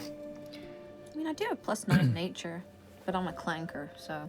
I was going to go up because I've got +7 survival, +5 stealth, and I've got advantage on stealth, so I'll probably go with the scouting. Yeah, I feel like you two scout team.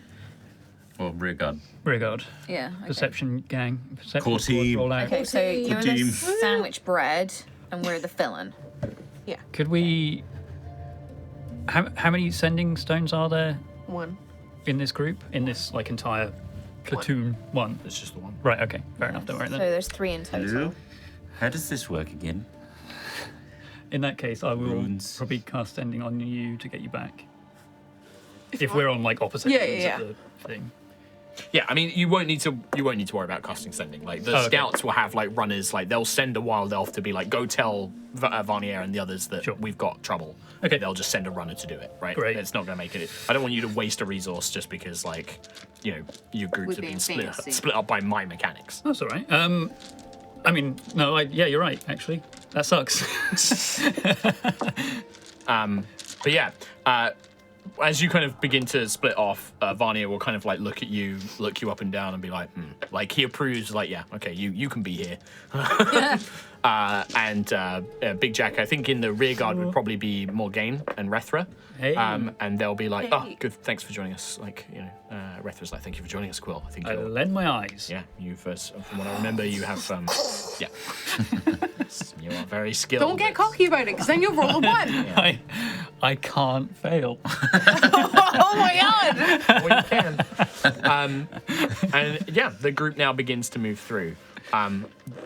In this place, in this territory, the Wild Elves and Big Jack kind of coordinate, and they're like, while we're here, this is where we need to begin looking for signs of Stonemaw's passing. We need to understand its territory, its habits, so we can find the right place to lay an ambush where we can hide and everything else like that. We need you guys to help with this as well. And it kind of like presses upon you that, like, yeah, they're going to be taking actions to try and sort of like track down Stonemaw and also find a ambush point, right? So this is going to kind of work like a skill challenge where I'm going to throw it over to you guys. You guys can tell me what your characters are going to do to accomplish this. But before we do that, before we do a round of each of that, basically Ayla and Quill need you both to make stealth checks. And then you'll make a survival and a perception check as well. Team, loud as fuck. Wow, I rolled trash on both of them. Yes. I rolled Natural 20. I rolled a 3 and a 2, so Okay. I've got 8.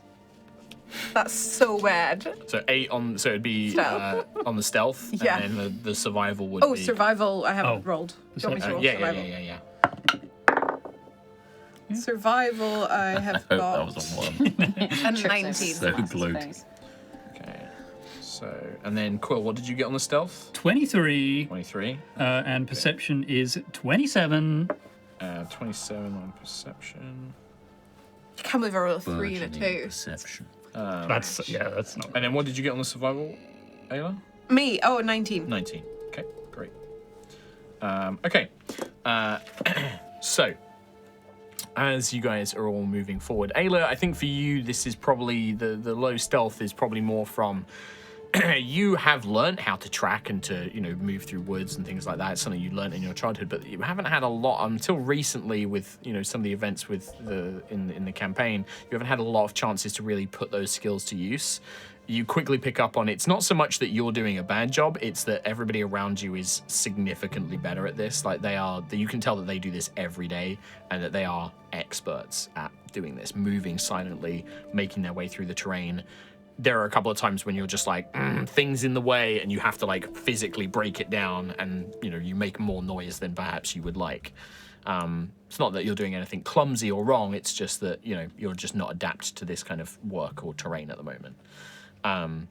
Quill, keeping a clear eye, like even with the shadows and everything moving around, like from vantage points, you move from place to place, making sure you have a big sweeping look over everything around you, keeping that close eye.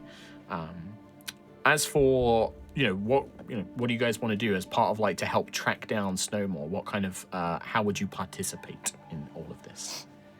Ayla's probably using more of the survival tracking type stuff to see if she can determine, like, maybe which direction other animals left the area to maybe indicate the direction that Stonemaw is in. Great, that's perfect survival check.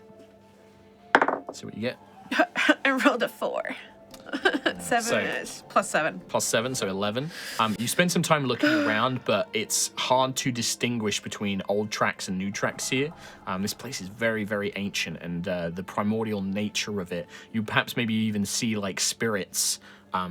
You see in the distance like a green little spirit, like almost creating like a cloud of like mud and debris, and it actually just sweeps an area, and you're like, that probably had like a bunch of tracks in it, but these spirits are kind of interfering with it, and it's kind of messing with the survival. Anybody else got any ideas for anything you would want to do? Yeah, Trot, go ahead. Lucius would literally be looking out for poops. Okay. The drier the looking for poop, the stool. older it is. Sure. The fresher, the stinkier the poop. All right. I will let you choose whether this is a perception or a nature, I was going to say. I'm looking for poop. Okay, yeah. Sniffing, smelling, looking. His refined nose, perhaps, helping him identify the stinkier smells. Ooh! 25. 25, okay. Ghastly. Disgusting. I'll be sniffing my pits, but standing next to like an elf-sized dung. Is it me or is it? Yeah, all right. Oh, it's the yeah. big poop. You do find stool droppings of different animals, and like you can tell, and like maybe like bringing attention to like Jack's attention, he helps you kind of identify like, oh yeah, this is from this creature or that creature, and things like that. That's typically the stuff that we've seen this Stonemaw preying on. Carnivorous. Yeah, and like it's kind of like like looks through it, and Jack kind of smells like and find some clues helping you to sort of like begin to plot out where Stonemaw might be sort of coming They from might or have a left feeding and something ground like or that. something. Exactly that. All right, so that's Lucius Naylor done. Any other ideas from anyone else? Nova? So Nova will take out a book that she recovered from her bedroom on the Stormchaser, because she needs a book at all times. Yep. And it is about the fauna and flora on El Seraph. Okay, And she's going to be nerding up on that and making a nature check. sure. Go for it. Sounds perfect. Remember, it doesn't have to be a skill as well. Like if you've got a spell, spells can sometimes be automatic successes. Or if you just have a creative idea, or like a piece of equipment, it doesn't have to be a skill. 22. 22, great. Yeah, using that book, you actually, and this is the kind of stuff that maybe the Wild Elves and Jack and the Burrowfolk didn't really know about. This is like some scholar, A. Plumbus, Big nerd. came by. and wrote about all these different kind of like herbs and things like that. And you identify a number of plants that haven't been touched, and you know it's like a poisonous thing. So like it kind of almost marks out an area that you know Stonemaw probably isn't, because like the creatures that would feed on this would probably become sick, and so there wouldn't be much prey. So that helps you mark out. Well, I don't think he's to the southeast because that area's got this particular plant, you know, quite numerously. So you kind of mark that area out. But yeah, that's a point of progress. Yeah. Books. Yeah. What? Books. Oh, I thought you said box. Quill I or thought you Sentry. said books. And if you don't have any ideas, don't worry about it. There's no pressure. If you don't feel like you've got anything to add, but I was thinking of doing a commune of nature, that sounds perfect. trying to find out about. It says find out about prevalent plants, minerals, animals, or peoples. Okay. Stonemaw isn't really is it a prevalent animal? Well, I'd say this for the purposes of this. You know, the commune with nature will give you information regardless, right? Whether or not Stonemaw is an actual natural animal or not, the commune with the spirits of this place will definitely, if you spend that resource of that spell, it will 100% give you assistance in doing this. 100%. Yeah, Sentry will do that. She'll crouch on right. the ground and channel her Mage's Yeah. energy. Well, I also think that, like, because this is communing with spirits and Al-Saraf has this primal nature and it has these nature spirits, like every rock, every tree, every river, you know, almost every, like, patch of earth has a spirit connected to it here. And Briar actually kind of comes out of, like, your hair, and as you're kind of sat down, he, like, clambers down your, like, arm and leg, and he wanders over and he starts picking up like a little ball of dirt and twigs and things as he goes, just seems to almost be subconscious to them as he's going along. You see, like, from a tree stump, a little brown, almost look like a big long, what's that Pokemon? Sudowoo? Like the Sudowoodo. Kind of looks a bit like that, like a big long sticky kind of like spirit kind of like emerges out of this tree stump and seems to have, they don't speak to each other or make noise, but they move as if they're in a conversation. And Briar's kind of like talking to them or whatever. And then that little guy comes up and he sits in front of you. And then Briar goes over to like another area where there's like a rock and like this big kind of like round, grey, grumpy looking spirit kind of is like, they have like a little conversation. And then he brings them all over. And you've kind of built up like a little collection of like 20 of these different little earth spirits and Got the nature whole set. spirits. And then you begin to hear in your head like, who are you? What do you want to know? Like, how can we help you? And like, you hear their voices. Yeah, you ask their questions. Like, do you have any specific questions or?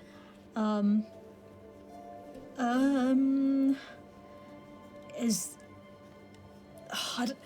I don't want to just ask, is Stonemaw like nearby? 'Cause it feels You can absolutely do that. I can? Yeah, absolutely. Yeah. If it says like you can just like, because I don't know the exact wording of the spell, but if I remember, it's like you can ask a certain number of questions, right? you can ask you gain knowledge of up to 3 facts of your choice about any of the following subjects within 3 miles of you.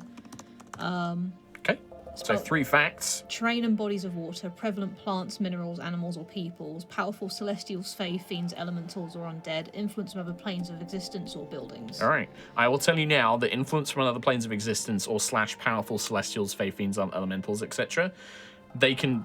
Stonemaw is maybe not necessarily a beast or an elemental or a celestial, but it has heavy elemental and celestial influences enough that the spirits are like, you are talking about the child of Atelicus.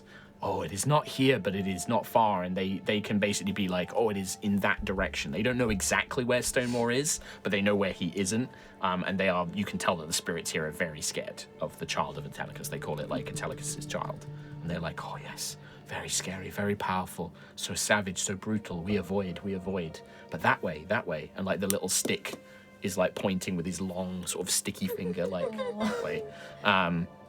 And then they kind of like give you advice about like maybe some other local animals that Stonemaw might prey on and things like that. Okay. And yeah, absolutely, that's going to count as I'll give you 2 points of progress for that, because that's a resource. That's like an actual. Cause that's what, like a 5th level spell. Yeah. Yeah, I'll give you 2 points of progress for that, because that's a big one. So like yeah, like, and you watch like Jack and the Wild Elves are just like in awe when Sentry does this, and like they're like sat there and they all see the little spirits.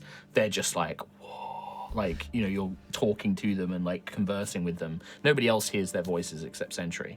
And then when they finish, like, they all go back to their little parts and then they just disappear. And Briar kind of comes back up into your ear. He's got like a little ball of stuff, and he kind of that seems to just vanish when he goes in your hair. And then he just settles back in. But like Big Jack's just like, wow, I had no idea that you could speak with the spirits like that. That's amazing.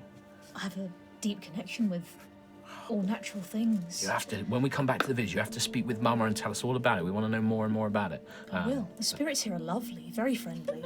These ones are.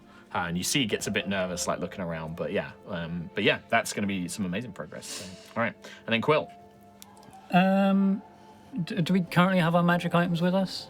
Or are they haversack? You can pull them out if you'd like to. I'm going to assume that you put away any sort of really powerful magic items because you did say you were going to do that. But if you want to pull them out, you absolutely can. But you don't know what kind of effect that might have. Yeah, I was wondering if I could just use Locate Creature just on the Wayfinder's Guide, but that is a wondrous item. I mean, Commune with Nature is technically a spell, so Sentry's already cast one spell, by the way. Yeah.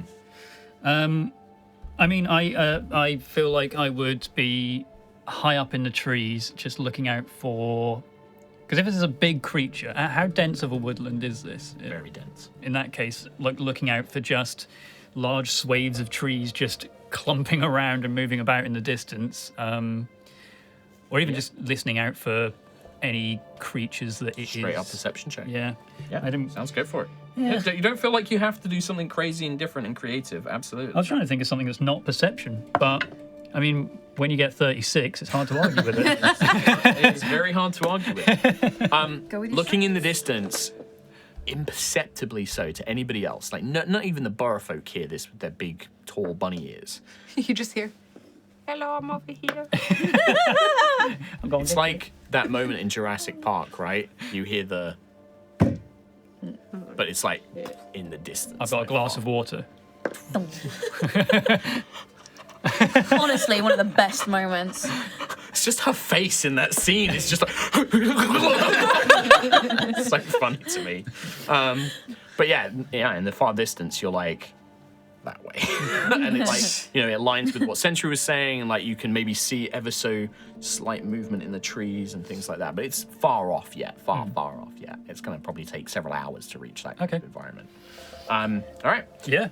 So, what this is going to work, how this is going to work is you guys have accumulated a number of points. I'm not going to tell you. Yeah, points are prizes. What I'm going to say is to basically finish this skill challenge, one of you has to make a survival check to basically finish the task, right? Like basically complete the endeavor, which is to track down Stonemaw. The more of these skill challenge points you earn, the easier that task is. But you choose when you want to do it. Now, the longer it takes, there is more risk that you might be attacked by something, or Stonemaw might become aware of you, and stuff like that. So it's that risk of like, how much longer do you want to spend trying to track it down? Or do you want to try and just finish it here and now? The penalty is if you fail that survival check, you are guaranteed to encounter something. So our progress is basically the threshold of the survival roll. Kind of, yeah. I have -1 to survival, so I will make the roll. It makes sense. I'm But making the roll. but it's your choice. +7. I've got I've plus 12. been rolling absolute garbo. You Do I have a have more survival? yeah. Oh, You trained in it. I It's thought you were wisdom-based. proficient in it. Proficient. Yeah, in but survival. it's wisdom based. Yep. Oh yeah. I'm dumb. You're not dumb. Well- You've got decent wisdom, but Yeah, you're not not Quill. -1 But- wisdom. yeah, it's up -1 to you. intelligence. It's up to you. I mean, I feel like we can push on a bit more since we basically know the exact location of it currently. All right. If that's but- the We written don't consensus. know the exact location of it Well. currently, do we? I mean, even then, yeah, Yeah. you won't know the exact location until somebody makes that survival roll. Right. But you feel like you've made good progress. I feel like- like we made good progress. And you know what? I will tell you, you currently have 6 progress points, but that means nothing to you because you don't know what you're we don't. Well, testing the max it against. could be. Yeah. 60. I want to wait 6 days. Yeah. I'm sure that's what it means. Yeah. So yeah, the choice is: do you want to try and finish this job now, or do you want to spend more time trying to track down Stonemaw? I mean, I feel like we had 4 successes. Yeah. We've got 6 points. Yeah. But I think at least for now we can delay a bit Okay. to see if something happens. I suppose. All right. Is that the group consensus? It's hard to tell. if It it's is. like You don't know. is one round of success is enough. Yeah. We haven't been attacked yet. The whole point of this is that risk versus reward thing of like, do you try and finish it right now and potentially not have to risk any other encounters, or do you push it a bit more and be like, well, maybe we can do a little bit more, and we'll try and get some more successes, and then we'll try and do it even easier, right? Or do you risk it because you might fail it and guarantee an encounter? That's the idea of it.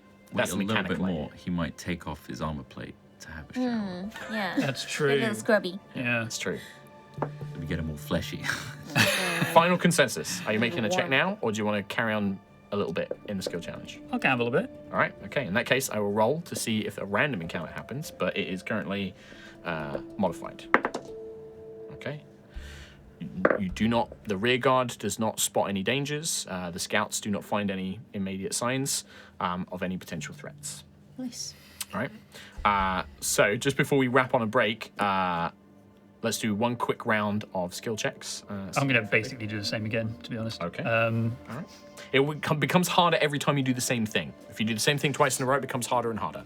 With a burgeoning perception that perhaps is no concern of yours. But just keep It that in worked once before. mind. Sure. I have an idea with. I've been thinking about smells a lot recently. I don't know why. Sorry, Troy, I just want to interrupt you because I believe Tom just rolled his perception Oh, check. what was that then, Tom? Oh, did it happen again? I've got a plus 18. My roll is 19. Oh.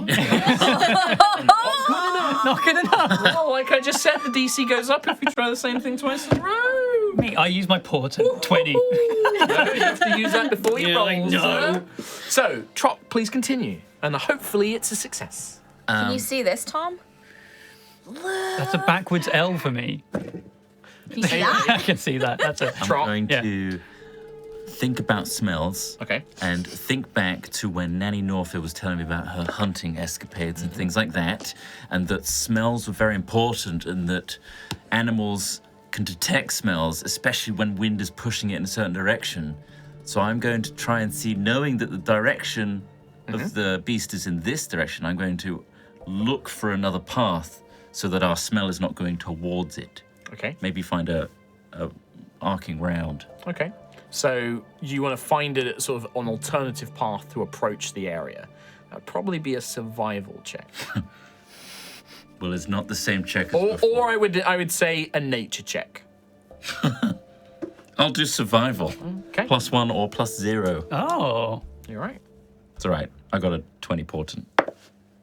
17, 18. All right. Not bad. Plus All one right. progress point.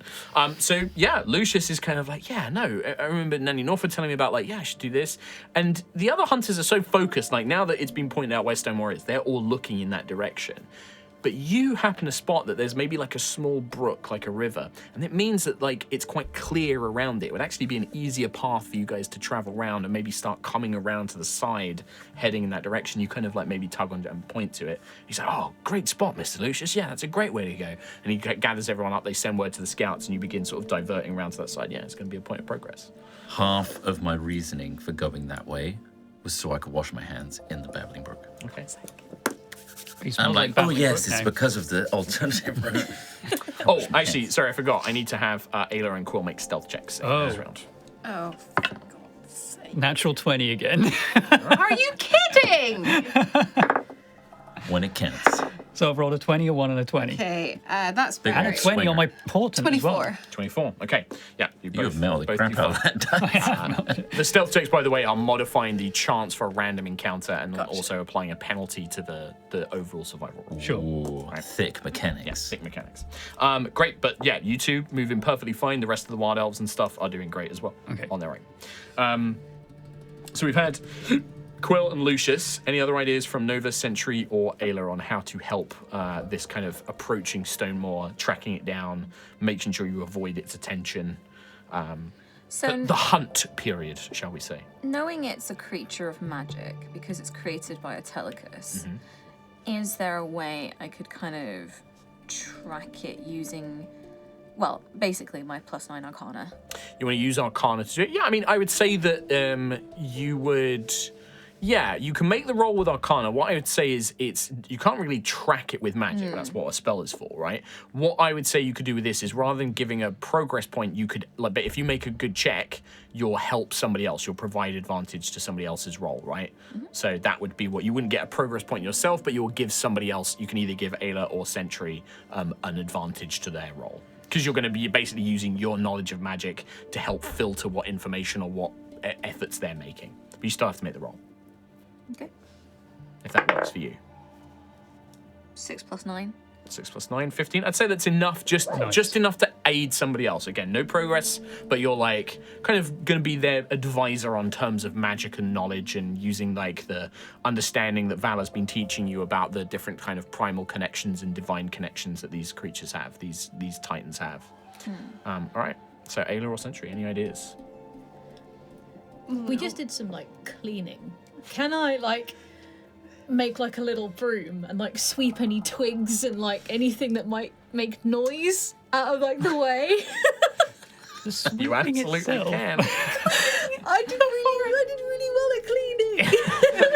I would say. Prime Matrix Guardian. Here's the Paladin thing. of the group. Sentry. That's how Sentry thinks of it, as Sentry sweeping. What Sentry's probably actually doing is like helping the team by like clearing out like big heavy logs that might make sound and like clearing out like big thick bushes because you don't feel pain. You can just kind of move into like a big thorn bush and like clear it all up and make way for everyone else, and that's going to make it easier for everyone to progress. So I would say yes, you can do athletics, but you won't get advantage from Nova because the knowledge of magic isn't going to help you. Not that. I wasn't going to sweep. clean. I wasn't going to You can clean. still use I was going to athletics. use You can like still my use athletics Yeah. to You help can still clear do the that. path. Yep, you can Use still it in do a way that. that's magical. Also, we're I on am the move. magical. We're on the move as well. I'm just telling you that. Okay. I think that like the idea of cleaning, but a path ahead. Yeah, yeah. Like, Yeah. It's like cleaning that out. I'll use my driven to purpose and give myself a D4. Driven to purpose, cleaning. that This what is I'm real mama Sentry. Natural 20, my guy. Oh my god! What is happening? It's the baby. Natural 20. It's the baby. Mama Sentry is just like, right, and then like clears up and like clears out all the way. This log should and like be here. you Should think be that like she thinks she's sweeping, but it's actually like one gust and like all of these like twigs is like go launched to the Has side. anyone noticed how beautiful this forest is now? Picture it. It's amazing.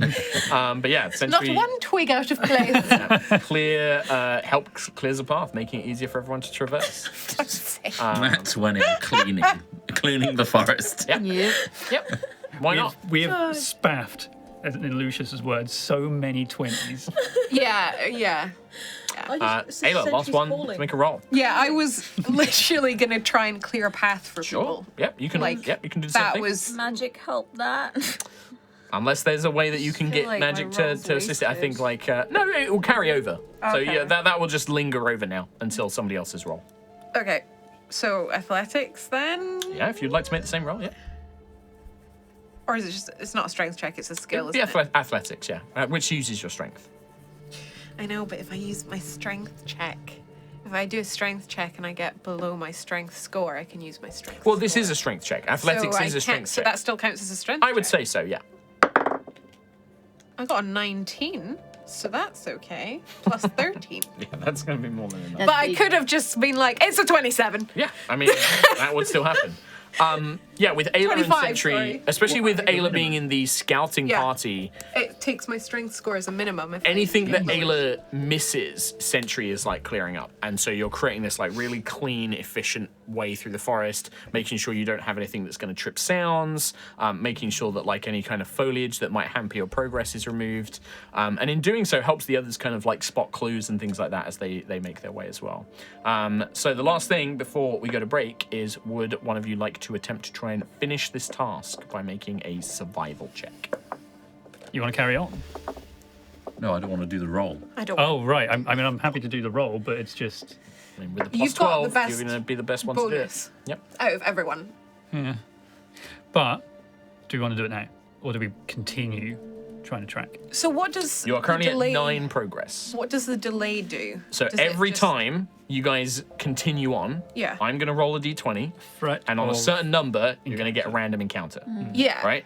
that number gets lower the longer you take to complete the task. Yeah. But also every failure you have gives that a bonus chance, right? To like trigger Every a random success benefits. the final roll to try and complete the task.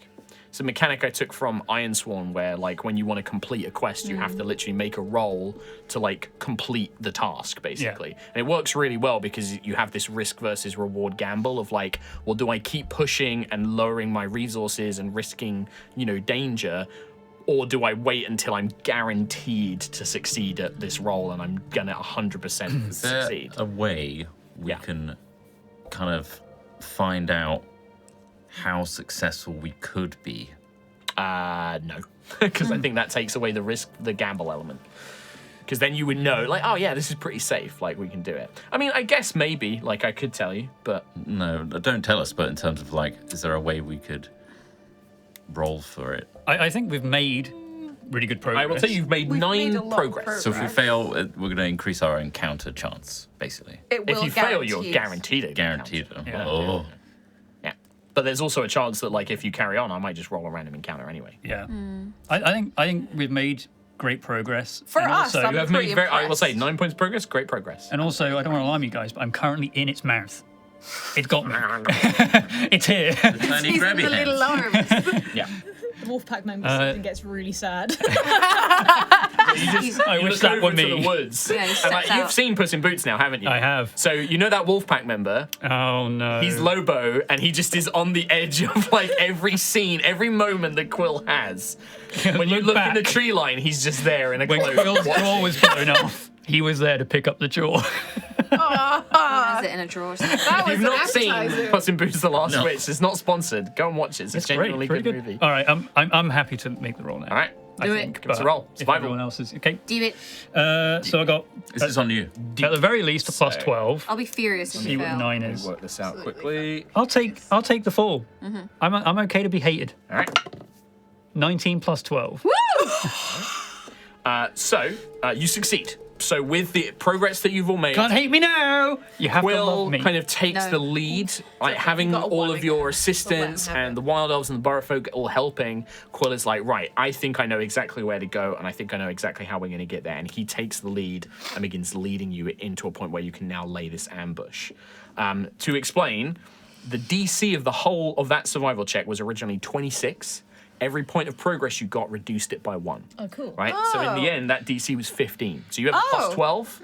I got 19 plus 12, yeah. So if you'd rolled Wow. a 2 or a 3, you would have failed it. But apart from that, you would have succeeded. Nice. So, So that was 2 turns of like prep that we made. And A that very was- successful. To be fair, prep as that well. was for us. also, that was first, fucking the good. first roll I made to see if you got like a random encounter, I said that if a 16 or higher, you get a random encounter. I rolled a 14 plus 1 because of the failed stealth check, so you were 1 away from getting a random Shit, encounter. okay. So it was kind of like, yeah, it was. I think that's an idea I'm playing around with for some other I stuff. like that idea, yeah. It took us Interesting. 4.5 years-ish, To succeed at but we skill succeeded at a You skill succeeded in challenge. skill challenges. We also- not always, but you have Technically- done it. Not often. 3 out of 4 successful stealth rolls. Yep. Admittedly, 2 of them in that 20s, but Yeah, I rolled absolute garbage for the first 3 of my rolls today. I rolled a 2, 3, and a 4. It's better that you get those rolls out of the way now because just Stop before we it! go to break, you Quill helps lead you to a clearing in this dense woodland, and Varnia and Jack are like, this is it. This is where we're going to set this up. The wild elves begin taking position sort of in the tree line to kind of keep themselves somewhat protected. The rest of you using the kind of poncho cloaks, they basically kind of almost carve out like little duggets for you guys to kind of like hold in, and then they begin preparing a bait. They have like they begin preparing like meats and things like that and trying to lure this kind of like smell. The hunters go into the woods. They actually find, it takes them a couple of hours, but they maybe find like a deer or like an animal that they kill, and then they bring it back and lay it out as like a tantalizing, like, ooh, some fresh carcass to come and num on. Yeah. But yeah, they take some time. You prepare this ambush, and when we come back, that's where we're gonna pick things up. I wonder what will happen. We'll see you after the break. See ya. Bye, everybody. Hello, welcome back to part 2 of High Rollers Aerois. The party have travelled deep into the wild woodlands of Al-Saraf on a hunt, a great hunt, a beast hunt, a monster hunt, as they try and track down the beast, one of the 3 great beasts of Atelicus, Stonemaw. After kind of making some discussions and preparations for their tactics in the battle, as well as a skill challenge to try and track down Stonemaw and lay a trap and ambush for them as well. The party, which they succeeded, the party now are preparing to battle the beast himself. I would like you all to tell me where on this battle map you would like to be placed. It is like a big open glade. There is not much in terms of cover and things like that. This is everything apart from this is dense sort of woodland, really. So whereabouts would you like to be? The other members of your hunting party, rather than having the map crawling with like 30 random skeletons to represent wild elves, I'm just putting basically the wild elves out in sort of like the corners of around the sort of the edge, the tree line. Sure. Here. So that does mean that any sort of like if you guys cast a spell that has an area and it overlaps with a board, like the tree line, any of these kind of tree parts on the terrain, or if you want to think of it in your minds, if you're listening on podcast, the kind of outer borders of the battle area, any templates that overlap that is going to hit those members of the hunting party. Okay. Right? So just keep that in mind. I'm happy where I am, just dead center within range of everybody. All right. All right. So keep an eye out. Dead center. Are we still in? Is this like a clearing? This is like a This is a clearing. clearing. Yeah, but You're you have standing got right out like in the- well, so what they've done is they've dug like these like little shallow like potholes, Yeah. and then using your camouflage coats, kind of like you're going to be sort of like Okay. hiding down. You are. This is like an ambush. You will, the beast won't know you're there. Hopefully, until you're in place. Yeah. I want to be in range of everyone. I'm wearing my greens and browns, but I'm flying. It's a floating piece of dirt. I'm a big leaf. A leaf in the wind. And also, yeah, I'm assuming at this point you're going to start getting all your magic items out and stuff like that as well. Yeah. Your weapons and stuff. Yep. Yeah? Nah, I'm gonna just go in nothing. Alright. Fists. Sure. I'm going to wait for Ayla to throw stuff to me when the fight begins. Well, you guys decide where you want to go. No, I'm, gonna I'm start not doing putting, that. The other characters. Varnier is going to be here on the northern end of the southern end, I guess, for you guys of the map. Northern end. Sana first. is going to be over on the West. west. West. Say east. I'll put Morgaine over on the opposite side, and then Rethra will be sort of over near Varnier on the North. Is it coming from the north? Which You don't know. direction? You don't know where it's going to be. The storm. idea is that when it's in the field is when you'll spring the ambush. Okay. This is like you've identified this as being the right place. It hasn't found you. You will get a chance to basically, Can I ask Gayla to help me climb a tree? Sure. Yeah, I mean, yeah, sure. I want to be up in a tree. Okay. The one I was gonna be down by the rock. north. It's over there. So we're gonna have Nova sort of like up here. Yeah, how high do you think? No, I don't. She's dead. Nova's falling out of the tree. Let me get my height thing. Permadead. All right. So you're in a tree Yes, I would like to be in a tree. next to Okay. Barnier. Yeah, the tree probably goes up about 10 feet. Ayla's going to be over by a large rock Tree. in the sort of southern area. Can you remove the? Yes. Yeah, go. Yes. Just put it in the bin. I think I'll put sentry in this bottom south. Furthest point for me to reach, Tree. Absolutely, of course. Anywhere you want to go. Yeah, let Trot do it. Okay. You've got Baba. There. Yeah, that's fine. What about Lucius? Quill's just like, yeah. Lucius will be right next to Quill. Two little buds in a little hole in the ground together. You want to hold hands? This is my hole. It's I was literally here Oh, first. fine, we'll share the hole. What? I don't. Right. Double team this hole and real quick. Just as a reminder, Shouldn't do that. on some of the mechanics, your allies They're not going to be like making attack rolls. They don't necessarily have traditional hit points and defenses and things like that. When you want them to do a specific thing, you have to tell them on your turn that you want them to do that. As a It's bonus typically if you want them to do something like move to a certain place, it's just a free action. You just literally yell at them what to do. They each have a special move that they can do. For most of them, you either have to be next to them, or you have to be within a certain range of them, right? Right. So, for example, for Morgaine needs to be within 5 feet of the target, and you have to be within 30 feet of Morgaine. Oh, right, okay, Right? yeah. For Sana, you and Sana must both be within 15 feet of the target, right? Right. And I'll tell you what they do when you activate them. I'm going to tell you what they do before then. Rethra is you have to be within 15 feet of Rethra. That's it. You just have to be within 15 feet of Rethra. Okay. And Varnier and the Hunter Party you can do from anywhere. Same with the dragons. You can do this from anywhere. Are they all like offensive abilities? Or? No. I'll tell you a little bit about what they do. I'd say that Morgaine and Sana's are both offensive. They'll be delivering a kind of combo attack with you. Rethra's is a bit different. Rethra can basically use his chain axe because he's fire-based and he knows that that's not going to be very effective against the creature. He's going to be using his powers to basically kind of move you around, so he can move you up to he can basically help you propel you to a point, and then he also can invigorate you with magical flame. Sure. Okay, cool. Offensive and one defense. That was Garnier. Did they give That's us? that was Rethra. What was Rethra's range? Sorry. You have to be within 15 feet of Rethra. Did they give us? They said they were going to give us like grapply things. Yeah, I'd say they gave you they're pretty simple. It's basically like a kind of a modified version of a hand crossbow.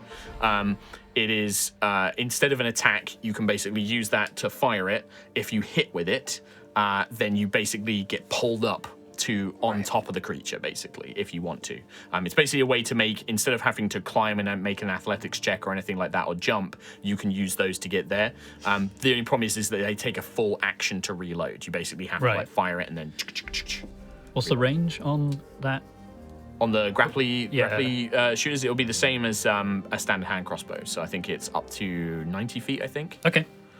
So it has like 90 30 feet. feet. 30 feet is the standard short range. 90 feet is the long range I'm thinking of. So does it have like 90 30 feet of No, rope it's or 30, chain? it's 30 or, feet. It's 30 feet range. or 30 feet of chain or rope then? Yeah. Okay. And can we say we're in position to the allies, that we're in position and waiting for him, Lucius? Yeah, I mean, yeah, that's down to you guys. We need to message and say that we're waiting for Stonemaw. Who are you contacting? The top rune, and then pressing the bottom rune. Hello. Okay. Yeah, you press the top rune, and you hear Danica like, yes, Stormchasers, this is Danica. Are you in position? Hello. Hello, Captain. Hello, Lucius. He's just testing it's working. It is indeed Can working. you hear me? Yes, I can hear you, yes. Are you in position? Wow. She's coming right out. Can you guys hear her? Can we hear? If Quill can, because I can. next to her. Yeah, but the I others can hear it, yeah. Hello. It's like, You still there? telephone. Hello, yes. You still there? Yes, I'm still here, Lucius. Are you in position? Oh, yes. I yes. don't know if these things have unlimited magical energy. We should perhaps not waste them. Oh, okay. You hang up. It ends.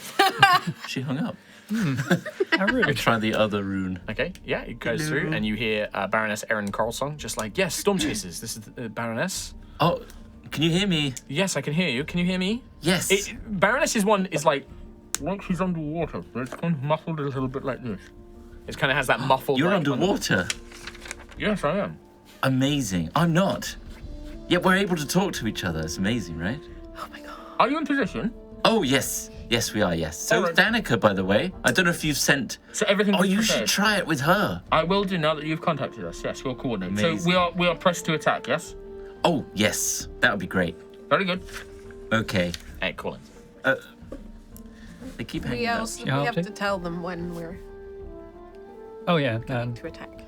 Well, I guess when it's right next to us. Well, I mean, yeah. I mean, Lucius has just basically told them like you can go to engage now. Basically, Yeah. You can like start moving to engage.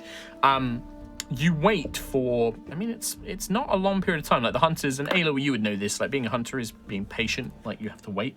They don't want to spook Stonemaw or like give anything away. So it is a long period of waiting. It's like maybe an hour, maybe two of just waiting. But as that second hour begins to draw to a close, you do hear this kind of rhythmic.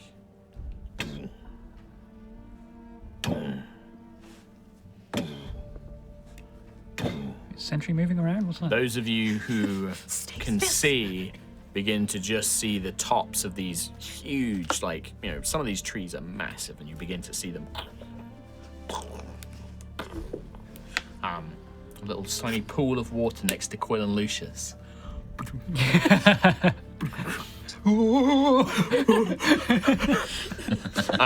yeah, and soon you see the first glimpse of Stonemaw. Probably about close to 19, 20 feet tall. You can see what this creature once was, this large Tyrannosaurus Rex, this kind of reptile with powerful head, jaws, and a long tail. But now, like it's almost like an armadillo, like covered in these armored plates, this thick, carapace-like almost hide covering almost its entire body. Its tail is spiked with these huge kind of like barbed, razor-sharp hooked ends. You see that its mouth, it has 2 rows of teeth inside of its jaws that almost seem to like move, almost like a serrated movement kind of motion. And its giant kind of, way bigger than it should be, huge mouth. Its eyes predatorily scan around, and you can see it has these large, like almost like dragon horns, like covering its entire like head, going all the way down its spine. And something which perhaps you were not expecting, there is the whole creature has this kind of reddish, orange, brownish kind of hue to it, and on its back, almost shaped like mountains, are these kind of cavernous, chitinous or bone-like protrusions that almost are hollow, like funnels. And you can see a glowing color of almost lava or magma and smoke billowing out from like these things on its back. Got bloody volcanoes on his back. Like Nummel. And Camelrupt. I'm deeply sorry I did not paint this in time. And it does not look anywhere as good as I wanted because I've not painted it at all. Wait. Which is my fault because I've not been keeping on top of things. Give us the boy. It's actually got like the volcano. And 4 arms. How? Is this like a custom? Yes, I bought it online. Holy shit. That's why I'm sad I didn't properly paint it up. It looks awesome. It's really cool looking. Well, if this fight continues to next week, it might get painted for next week, but we'll see. So how much of the surface is on its back? Enough, like, you can kind of see there, like, a creature can stand on it. Yeah. Like, you know, a creature could get up on top of it and stand on it. Minis are obviously not perfectly to scale. Its head is actually a lot bigger than that, you know, but that gives you a rough idea of kind of what it looks like. Big boy. And he's I very think we should big. go home. Just, do you know what? Let's go. The Hang on, wait, volcano why have you part placed him didn't- there? didn't- Is that Well, because as the creature moves into the clearing, the bait that was laid out in the middle of the clearing, Yeah. like I said, He said directly yeah. next to I'm in range of Lucius and everyone. Quill. why we all questioned It's- it. This must be a great location. You're here, Quill. Yeah, but who's this with us? Oh, it's a pile of food. Oh, I thought that was your. Well, it's kind of like maybe like ever so slightly behind you, but yeah, like you are right next to the bait. And this creature comes in and you can see, I mean, you are going to get like a sort of ambush on this thing, but not a surprise round. This thing is strangely suspicious. And it's looking, because Quill, you would have the Wayfinder's Guide on you, I do now. And your Yeah, everyone spear. has it. Yeah. right? Yep. Sentry, you have Starbreaker. Starbreaker's it, yeah. You have Howling Tempest. Not so much you anymore, unfortunately, Nova. That's a good thing. And Lucius, I mean, you've got your armor. You don't really have any like major magic items, do you? Oh, you've got your chainmail. I got the Stormcrawler's chain. So you can see that like it's looking sort of in all of like it knows that something's there. Like it can smell something, but it can't see it. And it's like looking down towards where Quill and Lucius are, and it's like looking at the food, and it maybe like just picks up like one piece of the food, kind of brings it like with it leans down. It's like when bites it with someone the mouth. hides amongst plushies. My head is like right next to the apple he picks up. And it kind of like picks up this giant like deer carcass, and in just one gulp just like breaks its neck, like just eats half it, just chops it in half. You see those 2 rows of teeth in its mouth. it's almost like grinding the thing away. It's like a serrated, like a chainsaw blade, like, and it just.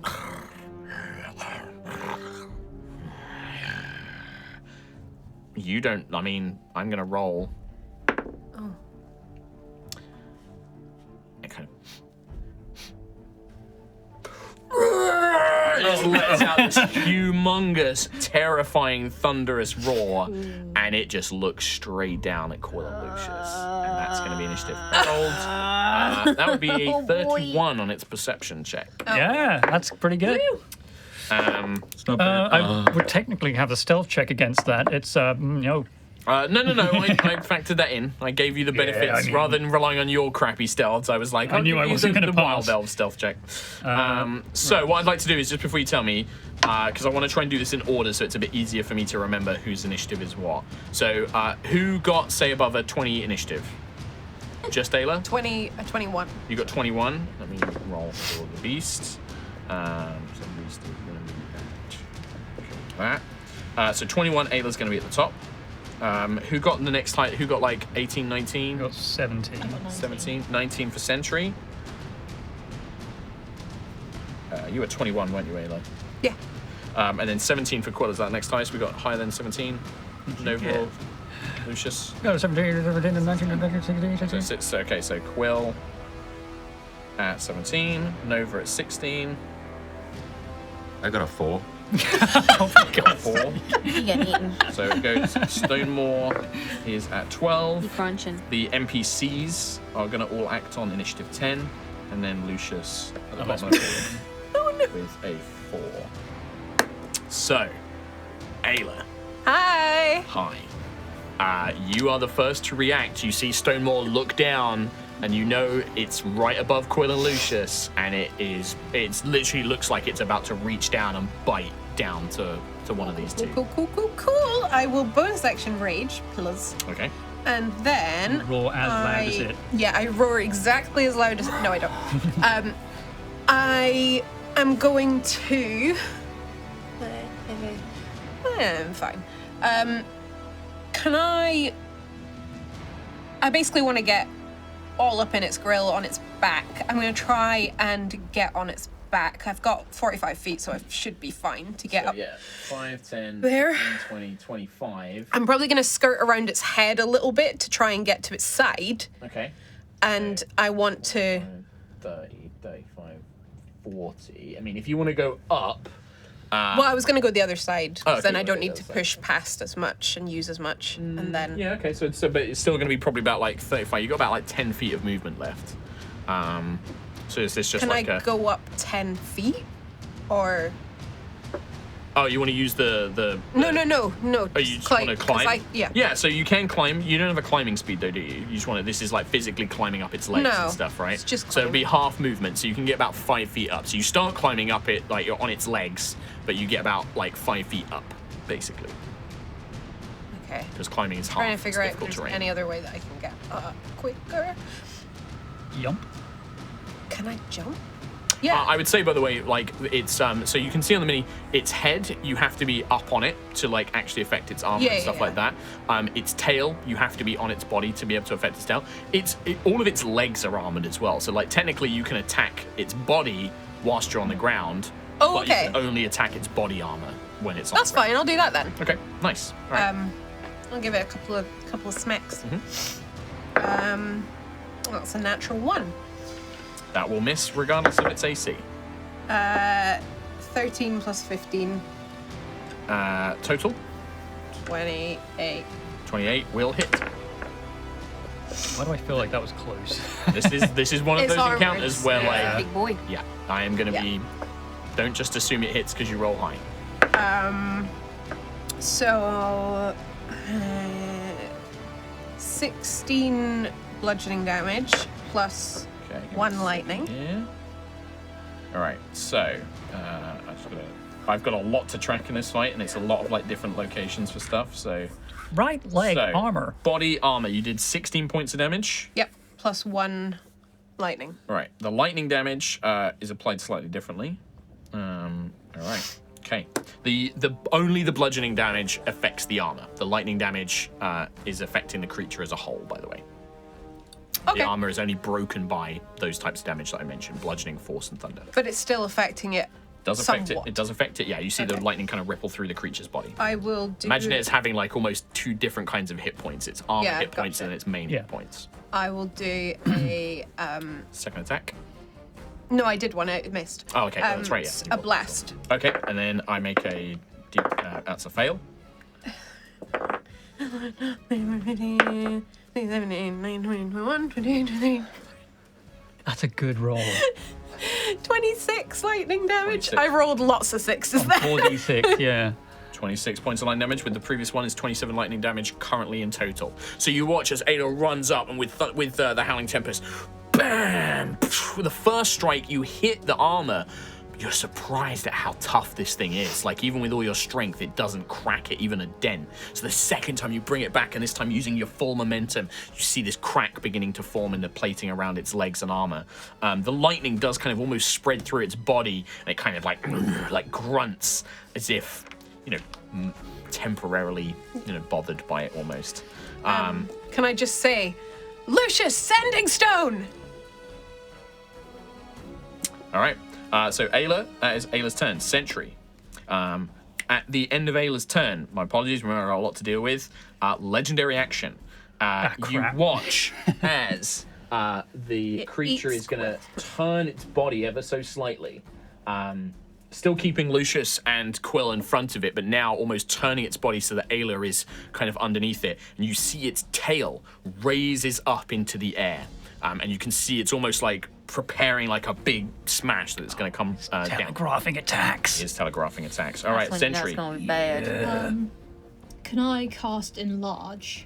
Get Yes. big time. Big Sentry! Use Sentry temporarily this to be big Sentry. Oh, cool. I'll do that. Hell yeah. Yeah, sure. Yep. And can I move up to Stonemaw? Yeah, so let's see. 5, 10, 15, 20, 25. Can I reach its tail? Yeah, There. I'd say with large size, yeah, absolutely you can. Can I try and hold its tail back? Okay, you want to try and grapple Yeah. it down? Sure. So this is going to be, you need to roll to hit first because you need to actually grab it. So this is going to basically be an unarmed strike to hit. Nice. That's a 12! Let me check that because I always worry that I get grappling rules wrong because it's one of those funny things that I don't often Is it- use. I'm pretty sure Or you is it have to make an you have to opposed? make an opposed strength, but I think you have to grab it first. Let me just check because I'm just curious. This is something that I want to check because I never do. Mainly because grabbing that You tail can use the is attack action to good make a shit. special melee attack, a grapple. Oh no, okay. So you just seize the target by making making a grapple check instead of an attack. So it would be strength athletics. Strength Sorry. athletics, okay. So feel free to re-roll it if you'd like. Re-roll. 22. 22, and then I make an opposed strength athletics check. So this is going to be plus.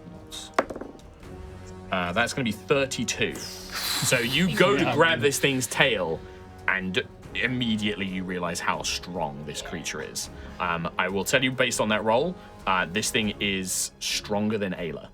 So you shit. try and grab its tail, and you're like, and it just breaks. We're doomed. It just roars at you. It's got more than 25, guys! Also But yeah, wiser than Quill. unfortunately, so that's one of your attacks. So replace the grapple replaces one of your attacks. Ooh, so I can do I try again? I'm gonna try again. Okay. 20. 20 versus mine is going to be 23. Oh, shit! So again, you try and grab that tail, and it's kind of lashing in the air, and it's kind of flicking back and forth, almost ready to bring it down. You try and grab it and hold it in place, but it just manages to break free, and you are unable to grapple it. God damn. Alright. I will. I've moved, I've done that. I think I'm good. Okay. I'm just gonna stay there and come what may. I would say, as part of the grappling, if you'd like, you could almost try and position yourself so that you're in, like, gonna bear the brunt. Oh, yeah, of I'll do attack that, if you yeah. want. It's fine, you know. So, like, you would kind of shift around Oh, is he going to slam backwards? Yes, it looks like he's going to slam it down Right. behind him. I don't know why it was scorpion tail forwards. That's weird. No, it's weird. That is weird. You're right. So let me just mark a couple of things. So that is 1 turn. Quill. I want to get away from it. Okay, you are currently within melee threat range. Yeah, but if I use Shocking Grasp, it removes its reactions. If you hit. If I hit. So yeah, I'm going to try a Shocking Grasp on it. Okay, your turn or for like the round? Where? Its reactions. Or is it just your turn? It cannot make reactions until the start of its next turn. Good lord. Um, It has got Shame it left. It's got goes, shame it legendary, goes though. before you as well. yeah, and yeah, it could also just resist this. Plus 10, 18, probably won't get through the armor, even if You it's reach lightning. out, just seems the armor almost, absorbs it, ablates the attack. Has no effect. Okay, I'm going to bonus action. Shield of Faith. What's your AC? Isn't like piss, isn't it? How dare you? Yeah. It's like what, 13? Yes, it is piss. It's Okay. 15 actually with my chain on. Oh, same as me. Well, I'm gonna Shield of Faith myself because I'm closest to it, and also probably more delicious looking. I mean, you certainly are delicious. Yeah. Thank you. End of turn. Yep. An appetizer. Little Chimkin Nug. Nova. I'd like to cast Hexblade Curse on it. Okay. And then I'm gonna Eldritch Blast it from my little tree. Okay. Which section would you like to Eldritch Blast if you're trying? Which section of its armor? So Sentry's Head, holding the tail, body. right? Sentry so, tried to grab the tail, but no effect. Yeah. So it's head, body, Ayla has tail. currently struck the body. Body. All right. Body, oddy, oddy. Good to know. So Eldritch Blast. First one is. Oh! I just hit a 19, which is a crit. So crit. Woo! Oh yeah, I forgot you. Crit for Hexblade. Nine. Yeah. Yep. So, and I also rolled, and it's plus 11 because of the extra damage from the Hexblade. So 20 points of damage. And then is that with the crit effect as well? No, because Alright. I can never remember. So how it's to just math it's a Double D10, right? So 1d10. So it'd be a plus 10. Was it? You've already rolled Yeah. the damage, right? Yeah, so the damage I've rolled, Yep. You rolled the damage already, so it was and then plus. it was 20 Plus- plus 10 So is 30 30 points points of of damage Yep, on the perfect. first beam. Yep. Nice. First beam. Ayla, as you're kind of striking, this beam just kind of cuts across, and where you'd already struck it, you see that crack widen dramatically as you see one of Nova's Eldritch Blasts. Yes, slide. Nova! I'm back, baby. I rolled 3. 3 is not gonna be enough. That's I 11. got real confident. 14. So yeah, not enough. 14. Come on. 14 plus 11 is 25. No, it's not. I'm afraid Oh. that the Eldritch Blast, the armor is so thick. Yep. Ow. My other eye. Natural 20. That is it. So, what was the Oh my damage of that? god. So 11. What's 11 plus 7 is 18. 18. Plus 10, 10. 28. So yeah, 28. Amazing. That's 4 beams. Was that 4? Yeah. You did 3. That was 4. That was 4. I failed to Missed it. hit 2. Oh. Yep.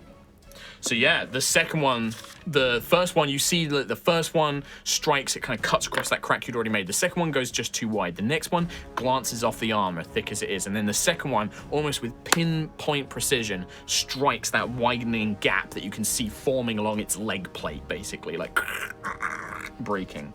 But still Hell not yeah. broken. That armor is still intact. I mean, still. Anything else, Nova, on your turn? That me? Where is... Sorry, can you remind me of which the NPCs are? Which one is Yes. behind me? This is Sana is currently Sana. behind you. Morgaine, and then we have Rethra and Vania. Okay. And it was bonus actions to direct them, right? No, I mean, it depends what you want them to do. If, like, Yeah. the actual actions to use their powers, it's normally part of an attack action or part of doing something else. Like, Rethra's is movement. Most of the others, it's part of an attack action, Oh, yeah, I right? probably should have used Rethra.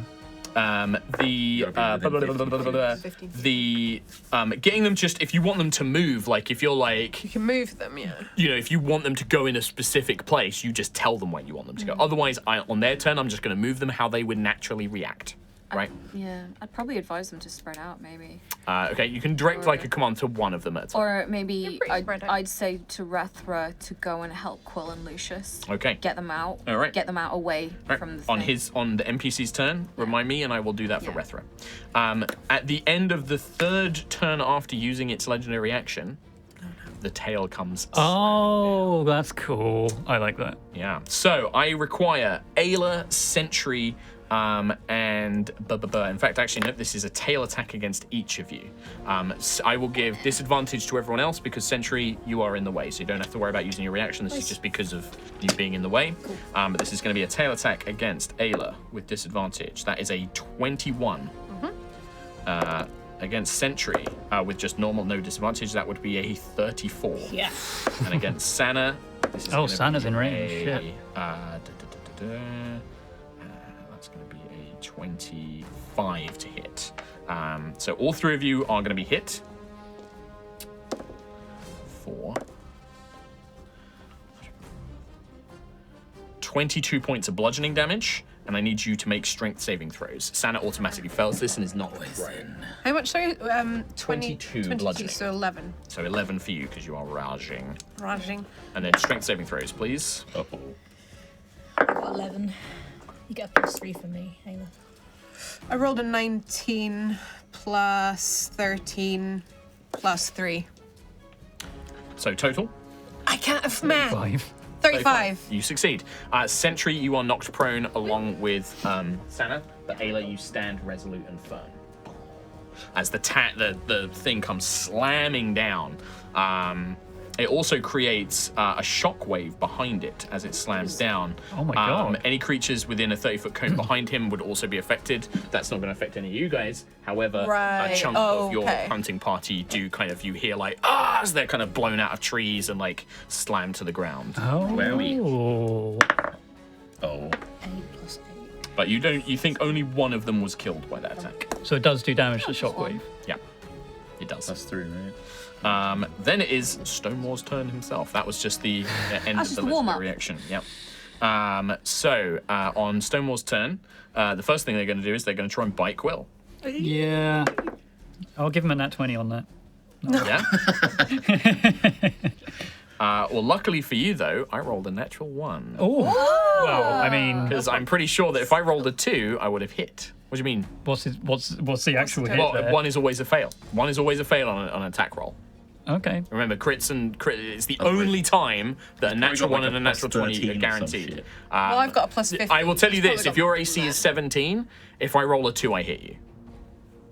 Let the nat 1 be a nat 1. I'm happy. No, I'm happy with it. I was just wondering if it would still hit. So that's its bite attack. Can't use that against you. It's tried to use that against you. With its tail, it's going to try and whack Ayla for a 35 to hit. Hey, look, like I said, you're not in fuck around town anymore. That's going to be Thought we were going to find out. 24 points of bludgeoning took a damage, wrong so turn 12 somewhere. points of bludgeoning damage. And I need you to make another strength saving throw.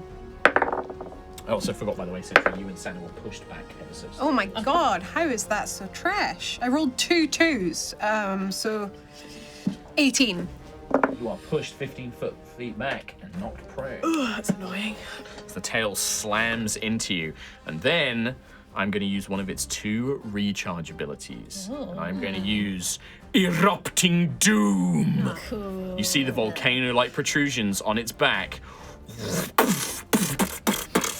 as 4 giant kind of balls of flame and smoke launch high into the air. Kind of gross if you think about it. Volcanoes Is are this like- also On its body. is this also like a telegraphed thing? You can see the areas on the ground where they're going to land. You know me too? Baby, I love that shit. Oh, it's aiming for me. I hate you. It's on your head. It's on your head. Yeah, understandable. Understandable. Have a nice day. One on Rethra. Oh, literally. Oh, just yeah, it's everyone. hitting everyone except Nova. Tree, baby! Well, that tree's coming down. Yeah, I'm gonna. You watch as these things go very, very high up into the air, so much so that in 6 seconds you begin to see the shadows quickly growing. All right, that's its erupting doom. It gets does that, gets that stuff back. NPCs go. I asked Rethra to Rethra is get basically move out. 5. Is that Rethra? Yep. 15, 20, 25, 30, 50. Yep, he gets just within range so that his chain can reach the others. Vanya is going to rush out the range of this thing. Makes sense. Ben's going to do the same thing. 5, 10, 15, 20, 25, 30. They only get one movement. Sano's going to stand up and then spend half of the movement, which is 20 feet. 50, 20 to get sort of over here. Okay, so now just me and Lucius, Sentry, and Ayla. The NPCs are going to, none of them are in melee range, so only Vanya gets to do his points of damage, and he just chips away at the beast's general HP. He just does a small amount of damage per base one. So it's gonna be Cool. right, that was NPCs. We then come to Lucius. Lucius is not in melee range, right? Oh yeah. This thing's 15 got a feet. reach of 15 feet. This thing can chomp down on you easy. Bullshit. It's a T-Rex, dude. I'm going to cast slow on it. Okay. So that's a wisdom saving throw of 19 to beat. Okay. Wisdom saving throw. Yeah. I believe that is going to be of 19. 20 just beats it. Stronger than Ayla, wiser than Quill, smarter than Nova, tougher than Sentry, this thing does have and a more fabulous than Lucius. like a primal cunningness to it. Its wisdom isn't that low. It's got a pretty decent wisdom. Like it kind of looks at you as you're weaving the spell, and then it just seems to steal its gaze as if it's anticipating something to affect its mind. Bloody hell. I mean, I did only just beat Yeah. it. I rolled a 9 and I just managed to Alright, beat it. well. Oh, So that was your action. there. I'm going to... Can't really disengage, but can I Well, you ask can't for now, you've cast Rethra a to spite. move me? Yes, you can. Yep, you could. Yep. Would you And like to use Quill? Rethra's Or ability? just one? Just you. Just one of you. Sorry. Go for it. Yep. Yeah, I'm going to ask Rethra to move me. All right. You can pick a point within 60 feet of Rethra, and they will move you to it. That's a lot. I'm going to go behind that rock. Okay. So Rethra is basically like, yes, Lucius, and you see him kind of like unlink his chain axe. Wait, what are you doing? He spins it. He like wraps you around with a chain, and then he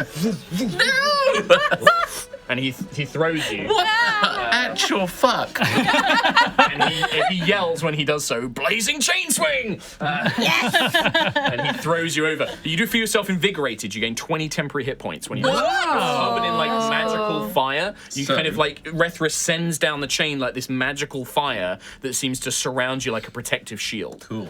Those last until they go away. Amazing. However, I need you to roll a d6 for me as a d3. So 1, 2 is 1, 3, 4 is 2, 5, 6 is 3. A d3. I got a 3. 4. So 2. So Rethra's ability is now recharging for 3 rounds. For three rounds. Like Okay. yeah, that's not going to be available for another 3 combat turns. All right. All right. Cool. Bonus action. Yes. Whilst I'm flying through the air. Sending stone. Yep. We've begun the fight. I'm just like tapping both runes. You can contact one, and then they all contact the other one. So if you contact Danica, Danica will tell Aaron that you've launched the attack, and you basically get about like, we'll begin to engage. They're currently in range. They're just going to start their combat now. So they're basically starting a round behind you guys. All right. All right, effectively. That brings us back right up to the top with Ayla. Hi. Can I stand up, please, and use my 20 feet of half movement to get up beside at his side? Yeah. So Actually- side, yeah. Hmm. Where would you like to go? Can I use charge on the Hemel to fly onto its back, please? Yes, absolutely you can. And Hot, I would hot, hot. like to hit him, please. Yeah, I mean, these things are still pluming smoke, but they've cooled down since that attack. But yeah, you can bring the body hammer roll. down. Head, body, or tail? Yeah.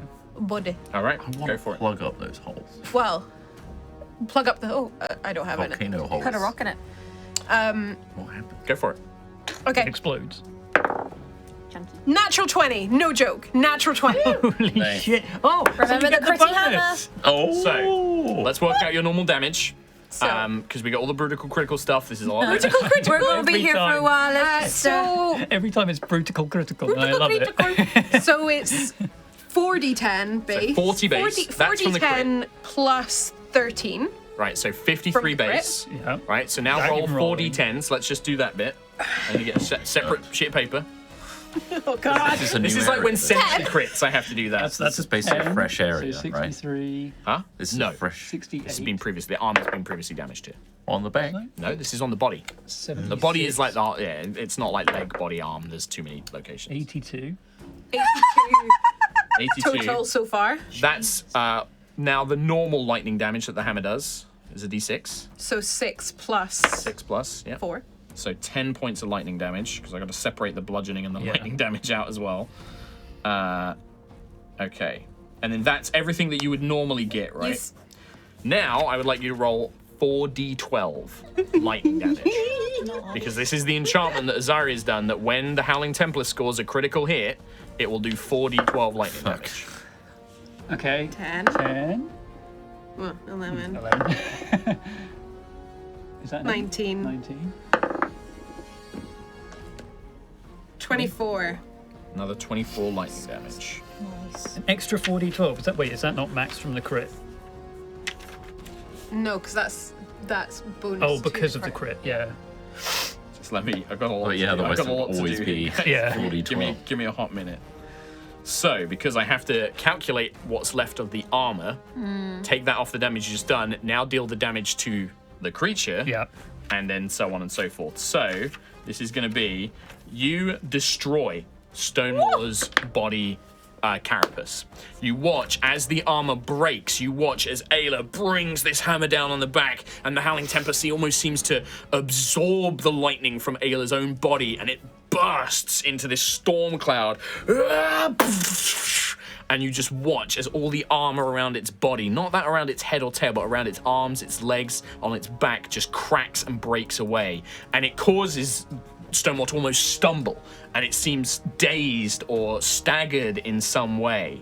As you do so, so that destroys the rest of its armor on its body for now, and then you would deal a total of 56 points of damage to its regular body. Oh god, it's done quite a lot in its shielding. And then also 34 points of lightning damage in total. That's going to be...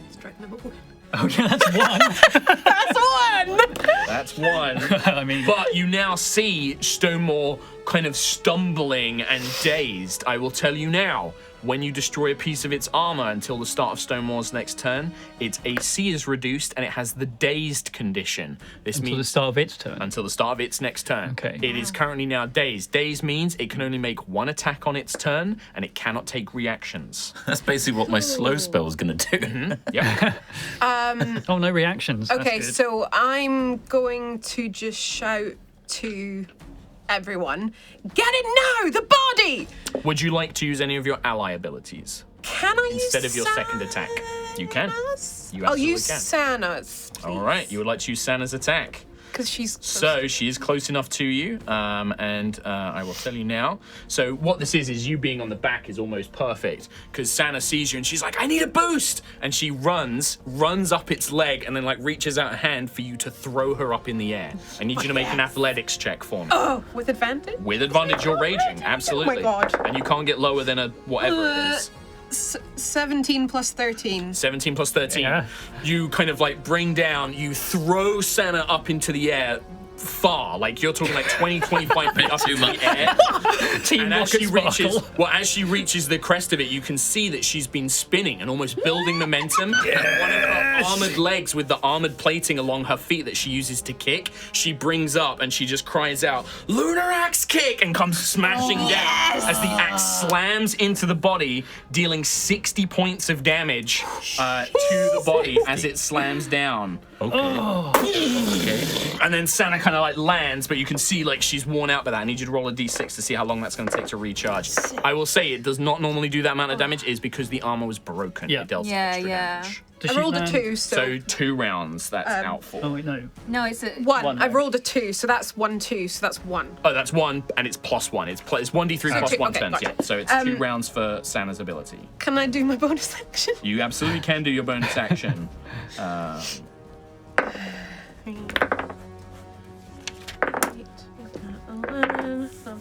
Very cool. 21 lightning damage. 21 more points my of lightning God. damage. Turnover! Nice. Sentry progress! Progress! Yeah, and you see the creature kind of like stumbling around, like heavily in, like dazed and distracted. Is that the end of your turn, Ayla? Yeah, It does yeah. still get its legendary reactions, Okay. however. And at the start and the end of Ayla's turn, it is going to turn its head towards Nova Vija in the tree, and it begins kicking its feet, lowering its head down. We then go to Sentry. Sentry's gonna stand up, And it's half your move. and I'm gonna move up to old Stonemaw and call forth Starbreaker. Yeah. Woo! When you got big, Yeah. did the eyepiece just explode?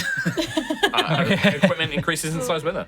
Yeah. Oh, good. Is she out of range of that? I move out of the range of the Meteor. fireball. I mean, for as far as you guys know, well, I've had to use these, which are a bit bigger. It's about a 5-foot spot that I pick on okay. the ground. You can see a shadow is growing.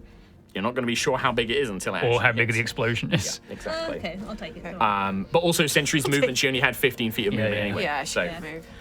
All right, so Starbreaker, you Starbreaker's reach up, active. that you see the giant lance kind of extend, expanding, almost doubling in size itself, all on top of the already enlarged Sentry. The green spiral of energy burning around it. Yeah. Starbreaker! I'm gonna plunge it into the body. All right, go. Give me an attack roll. Woo. Its AC is currently reduced. 9 plus 13. 22. 22 will still just hit. Okay. Cool beans. Alright. So the AC gets dipped hard. 12. That's good. Good shit. 3, right? Or 4? Right, let's Something do like some that. divine 25. smiting. Let's go. I can't remember. 25 didn't hit. 25 didn't before, yeah. Let's go level. I'll do level 2 for now. I don't want to.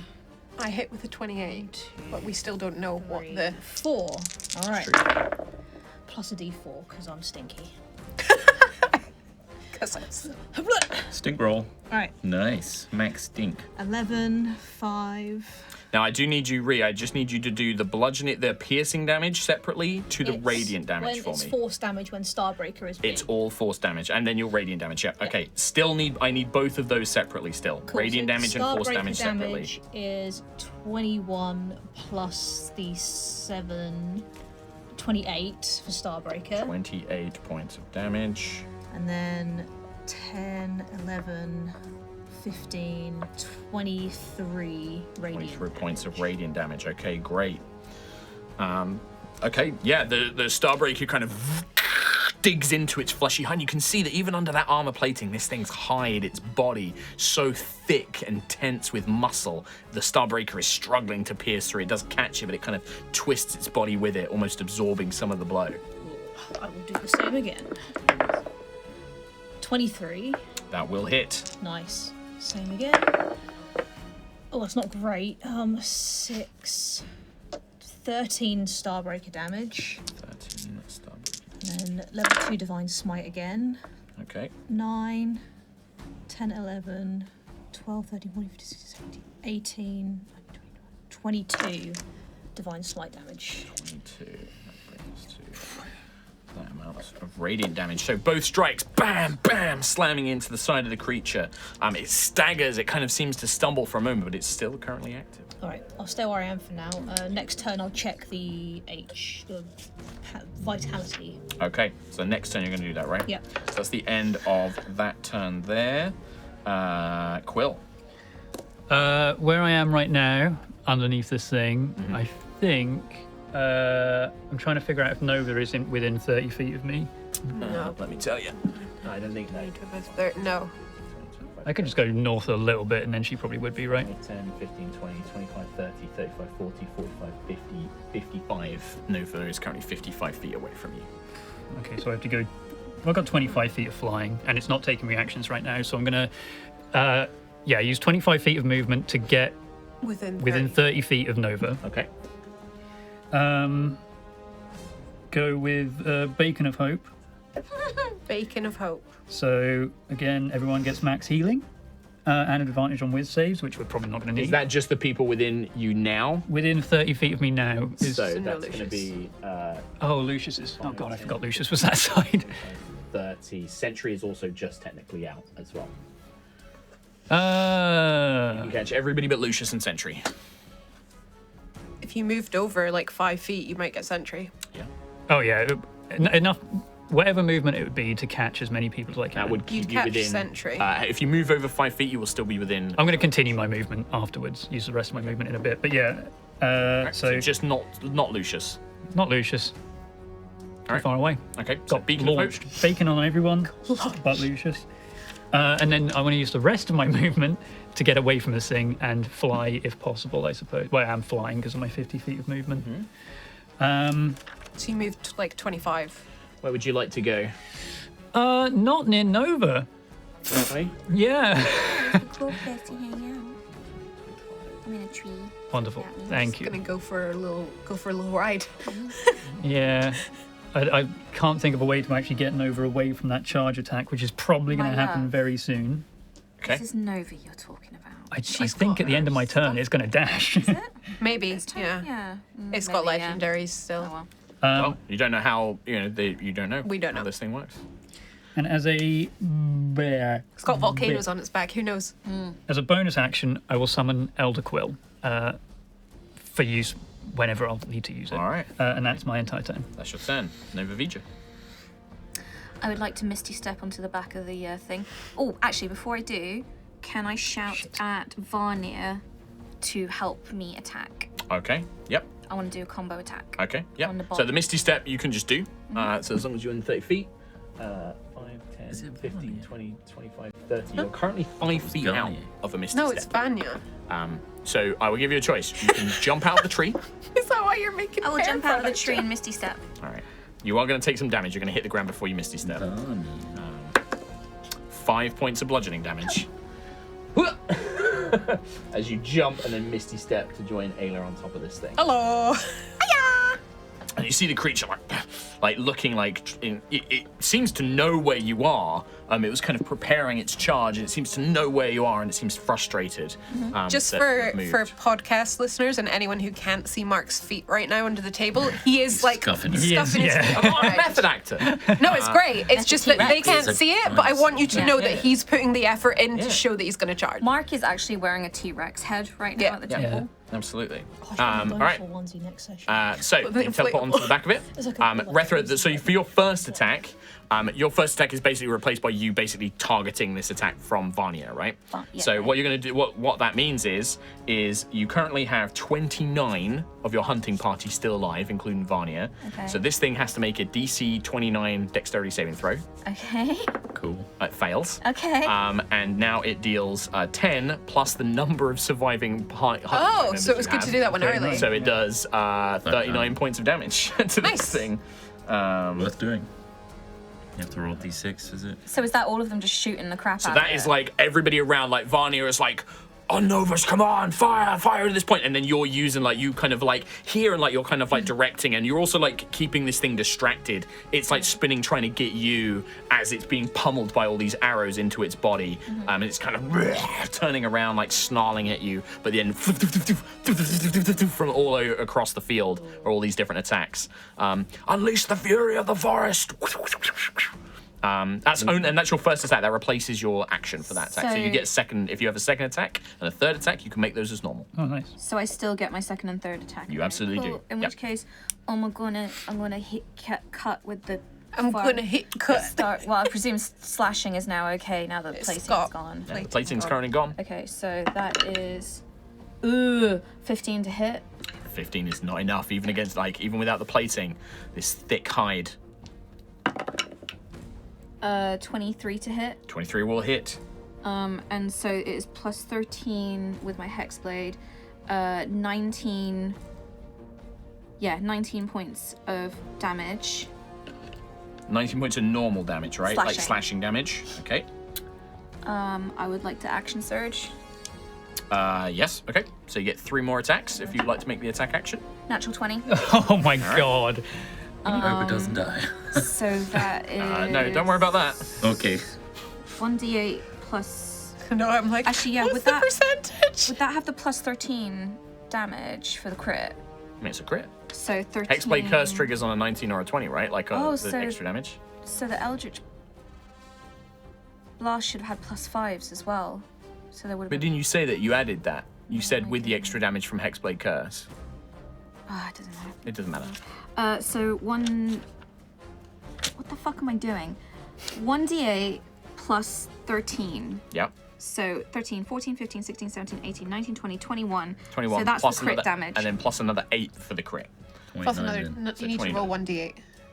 Oh yeah, sorry. No, she's already rolled No. 1d8. You've rolled right? 1d8. It's a 4 on this. Oh right. So Hold on. Okay. So it's So the 4 plus crit- 13. So the crit is 1d8, so 8. Yep. 8. Plus 13, Yep. which Plus- is, yeah. yeah, So And then 21. my and then you roll the roll- 4. is 4 plus 13. No, you don't add You the don't get 13 again. 13 Oh yeah, that's 4. Right, so it goes to 25. 2, 4. Okay. So you strike, cut. Definitely the first one kind of glances off, but that second one cuts maybe like a vital part on its back, like maybe, digs into a fleshy vein or something like that, and Oh, spray of blood. fleshy vein. Fleshy vein. Crit 17 plus 13 to hit. will hit. 17 points of damage. 17 more points of damage. I'm running out of space to make notes. 13 plus 8. 21. Is That's that not right? gonna hit, I don't think. Well, that would be your 4th attack. Action No, that's surge. actually Action action. surge. Yeah. This is my 3rd attack of the Action surge? The action surge. Oh, all right, I thought you meant to. Okay, so yeah, I think that hits. What did you say? 21. 21 will just hit. Okay, 13 plus 6 is a 19. Another 19 points. I'm out of turns. So that's my bonus action, yeah. And then I did find you, action surge. Yep, I'm done. All right, so Nova jumps on its back, and then surging, almost a flurry of these strikes. You watch as like blood begins spraying everywhere, and the creature is like still, fully in fighting condition. As you finish your turn, is that your end of turn, Nova? Yes. All right. Technically, its charge still happens. It just no longer has an immediate target. I ain't there. Kind of slams into the side here. Does it get hit by its own fire thing? We'll find out, won't we? At the beginning of its turn, a number of things happen. Oh no! A number of things will happen. Splits into 8. We'll do these in order. The first thing is erupting doom. Any creature within a 10-foot radius of one of the points Oh, shit. must make a dexterity 10 feet. saving throw. So that is going to be 10. I'm going to say Nova and Ayla on top of the creature's back. Quill. The explosion is on the ground, though, right? And we're 15 foot up. Yes, I would say you are fine. I would say you guys are fine. I think Eclipse Sentry came and down. Sana. Yep, you guys are gonna be hit by this. Sentry and Sana. Nobody else, I think, is hit by this. So it's gonna be- Nice. Dexterity saving throw. Sentry. I got a 17. 17 is a failure, I'm afraid. Woo! So basically, a meteor lands. Well, not on. What killed the dinosaurs? The Ice Age. Now the dinosaurs fight back. Does it? Chicks a lot. Actually, it would be immune to it. Chicks a 'cause lot. It's fire, Send isn't me it? your It's- little He doesn't get He that. loves it. And bludgeoning. Doesn't give a Yeah. shit about its own. Doesn't give a shit about its own attacks. Doesn't give a shit. But it gets hit by bludgeoning. Yeah, it doesn't matter. It's this monster's own attacks. It doesn't affect it. It's a fire meteor. Yeah, it's a fire meteor. Doesn't affect it. Sorry, bullshit. But that's how the way it goes. 18 points of bludgeoning damage, followed by 27 points of fire damage. That sucks. The area that you are in, you and Senna are in basically like a 10-foot radius around here, becomes difficult terrain and it is on fire. Is that like that? applies to everybody basically. Like a crater. Okay. Yeah, in fact, actually, yeah. Okay. Yeah, if you put them back where they were. Yeah, one near me, one behind. Yeah. The whole area, and those are technically, it'd be like a 5-foot radius around what I've just placed down there, because it's a 10-foot radius. It becomes difficult terrain and is on burning, like there's burning rubble. It's kind of steaming, with heat and flame as it continues to burn away. That is the end of its erupting doom. The next thing that happens is its body armor grows back. You watch as it, and it does, Quill, as you suspected, grow back thicker and stronger. Fuck. So the best person to break the armor then would be Lucius. That would, Yeah, that because would I could never hit the flesh. you would. Be Yeah, able it would be to, difficult 'cause for you you're to, after. unless they find some other way to do something to prevent it, like hold a turn and then do it just before you or something like that, or like hold their action as a after Stonemaws go, I want to hit it and do damage. Don't forget you can hold actions and stuff like that as well. Or for example, Lucius at the beginning of his turn could call in one of the dragons, and that might be enough to do something, True. break it or something. Yeah. Or Lucius could do something else, if you have ways of maneuvering initiative. Some people have. Ooh, how's it going? But anyway, so its armor grows back. It grows thicker back where it was. So the body is stronger. Yes. The mind is the same. Yeah. The basically now targeting the body. Its armor is stronger. Also, when your attacks target the body, its AC has gone up as Oh well. shit. It was already Shiver so me high. timbers. Yes. So that happens at the beginning of its turn. That happens at the thing. It's still dazed until the end of its turn, so it only gets to make one attack this turn. But then its dazed condition will end. And for its one attack that it's going to make this turn, it is going to basically try and get Nova and Ayla off of its back. Sure. So I need you both to make dexterity saving throws, please. As it begins thrashing about violently, stomping its feet, smashing itself into trees, whatever it can Count do. as danger I sense. think Nova. I'd say this counts as danger sense. Are you joking? It might have a What did you roll? +3. Another A natural 20. What's the range on it? 30 feet? 30 feet, yeah. Oh no. 15, 20. 25, I'd say they both count. So from we get a Sentry's +3. aura. Yep, so, you get +3. I can't believe how many nat 20s I can't have believe been. it either. 22. Wait, 22. they're all 20. Nova, what was your total? Every side. 26. 26. Nova manages to keep a hold, but Ayla, you go thrown off. Bye, girl. That was with the 22. I'm gonna throw you off this way as well. Well, I guess because you said I had Sentry's aura, right? Yeah. Yeah. In fact, I'm gonna be a right asshole. I'm gonna throw you into this. Wow. Lava. Throws you off. When you enter the lava pool, you take some immediate fire damage. And all the magic items you have burn away. 11 points of fire Again. damage. I'm not in the to Ayla. pool. Oh. Yeah, for some reason Natural 20, boy. Natural 20. yeah, for some reason. You just really want me to hurt, don't you? Yeah. And then it makes a stomp attack against you as part of throwing you off because you landed. But I think that's going to miss. That is a 20. That hits. I thought My yours AC was is 21. 20. Yours is 21. Yeah. Fuck's sake. Hey, you're tough. How many hit points you got? 1 million. You got 1 million. No, it's that's the fact that you 28 picked me up and 28 deliberately yeah. put me in the Yeah, put you fucking in the fire. Exactly. That's what pissed me off. 28 bludgeoning damage, so 14 bludgeoning He's a damage to smart Ayla. T-Rex. Yeah, I mean, yeah, this is not an unintelligent beast. Smarter than the average. I've got a lot of things to do, so I'm just checking I've got everything. It's done its adaptive it's done. armor. It is done It lays its down and move. dies. Its day's condition ends. We then go to the NPCs. NPCs are going to remove themselves. Rethra is going to engage it. Morgane's going to engage it. Vanya is going to cute. back the Oh, fuck up. congratulations.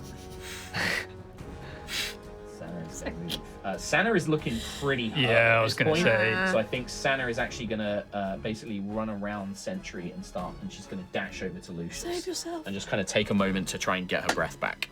That is the NPCs. At the end of the turn, we've got 2 in combat and Vanya, so it's going to take a little bit of damage off of its main body HP. Do they do damage to the armor or the body itself? They just do damage to the creature, right? I'm not Right. trying to track their thing. Like, they're finding, but it's like small amounts of damage. We're talking like about 5 damage. They're like chipping away at like its weak points and joints and things like that. If you want them to do something different, you just need to tell them what you want them to do. If you want them to try and attack the armor, they'll try and attack the armor and stuff like that. Because that's another way you could tell them, like, go for the armor to try and break it for Lucius. Like, if you feel that you've weakened the armor enough, you could use them to try and break the armor. And they kind of have guaranteed damage, right? They never miss with their attacks. They just don't do very much damage. I feel like their positioning in the initiative, if it grows back on its turn and they go after it, it might be more beneficial for us to tell them to get the armor. It only grows back after it's been destroyed as well. Like, you basically chip away at it. It doesn't regenerate every turn. So, and then we go to Lucius. I think that we're wrapping up near the end of the episode as well. So, Lucius poops himself. Okay. No, I'm going to emerge from the rock with my eyes glowing multiple colors and emanating prismatic energy as I turn on my prismatic mastery. Okay. Which costs 6 sorcery points. That's a lot of points. But it's going to last for a whole minute. And basically I get resistance to all damage types. It's true.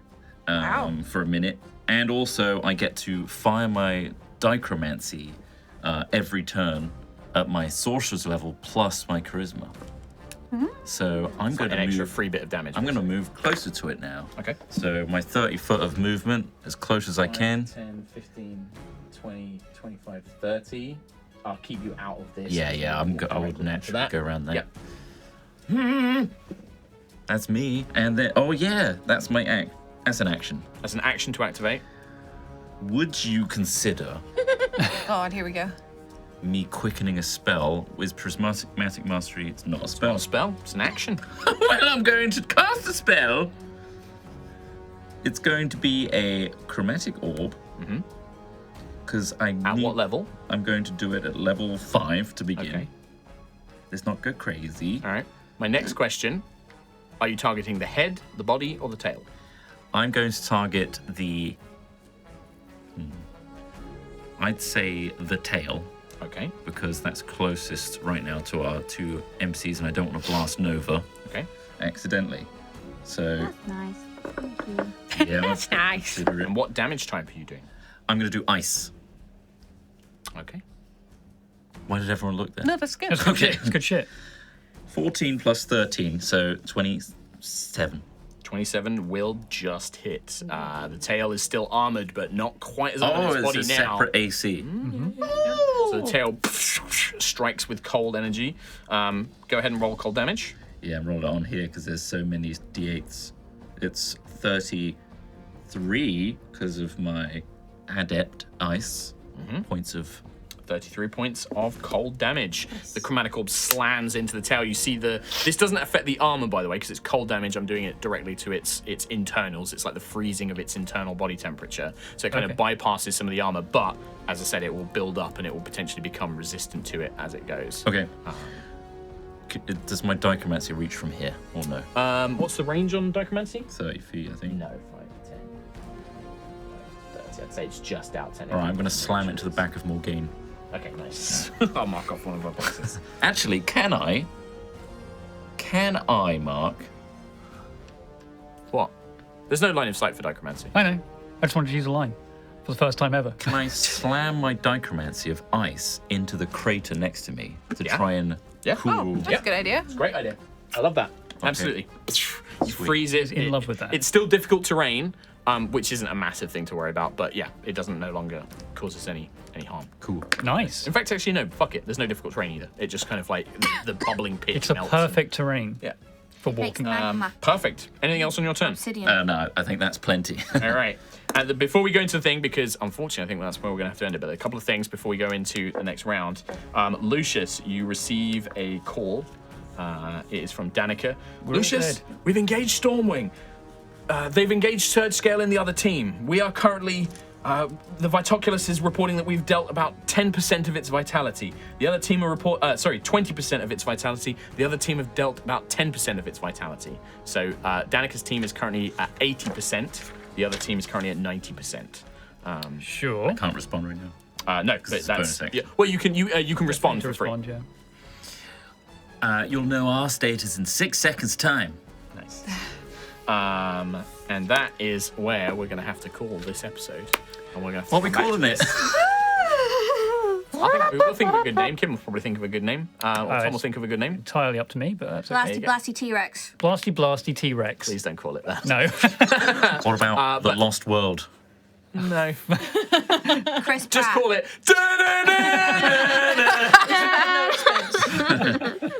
Man, no. It doesn't No, move. do you know my favourite? Damn.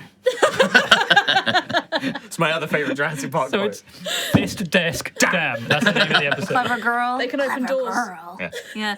I Or would, just go with Jello spoon. I really, These are all visuals. Yeah, sorry. Yeah. listeners. Yeah. I need everyone to know that my mum's favorite part of that movie is when the guy gets eaten on the toilet. Yeah, great. Oh. Yeah. You know what's really interesting? In the books, that lawyer character, he's actually one of the good, he's a really Yeah, good really guy, nice, yeah. and he's really nice, and he helps everybody, and Yeah. I think he survives a lot longer, but he's like a genuinely one of the rare good dudes in Yep. the Wow, book. And then another- they made him an asshole in the film. Michael I mean- Crichton must be pissed. The book also has camouflage T-Rexes. Like, they literally, like, they can turn. Damn. More Jurassic book Park? versus Yeah, movie. it might be facts. Lost World. I think it's but Lost World Like, they do yeah, that. they I have read camouflage Chick was T-Rexes. crazy in Lost World. I mean, they do get like pretty fucking weird. with Because some they splice them with, like, I think frog or cuttlefish DNA, so they can, like, blend in. Cool. Yep. Anyway, Don't give him ideas. random fact. Anyway, hey, thanks Yeah. for watching so much. Yeah, it's probably obvious by now. This was a pre-recorded episode.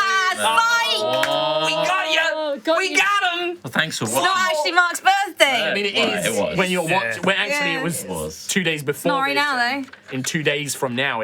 Anyway, so sorry. Like, yeah, it's a pre-recorded episode, but thank you very much for your donations and messages. We will read them in next week's episode when we get back. Yeah. So if you did donate, please don't. We will absolutely get to them when we do the next episode. But thanks very much for watching, and we'll see you next time. Take care. Bye. See ya. Bye. Have a good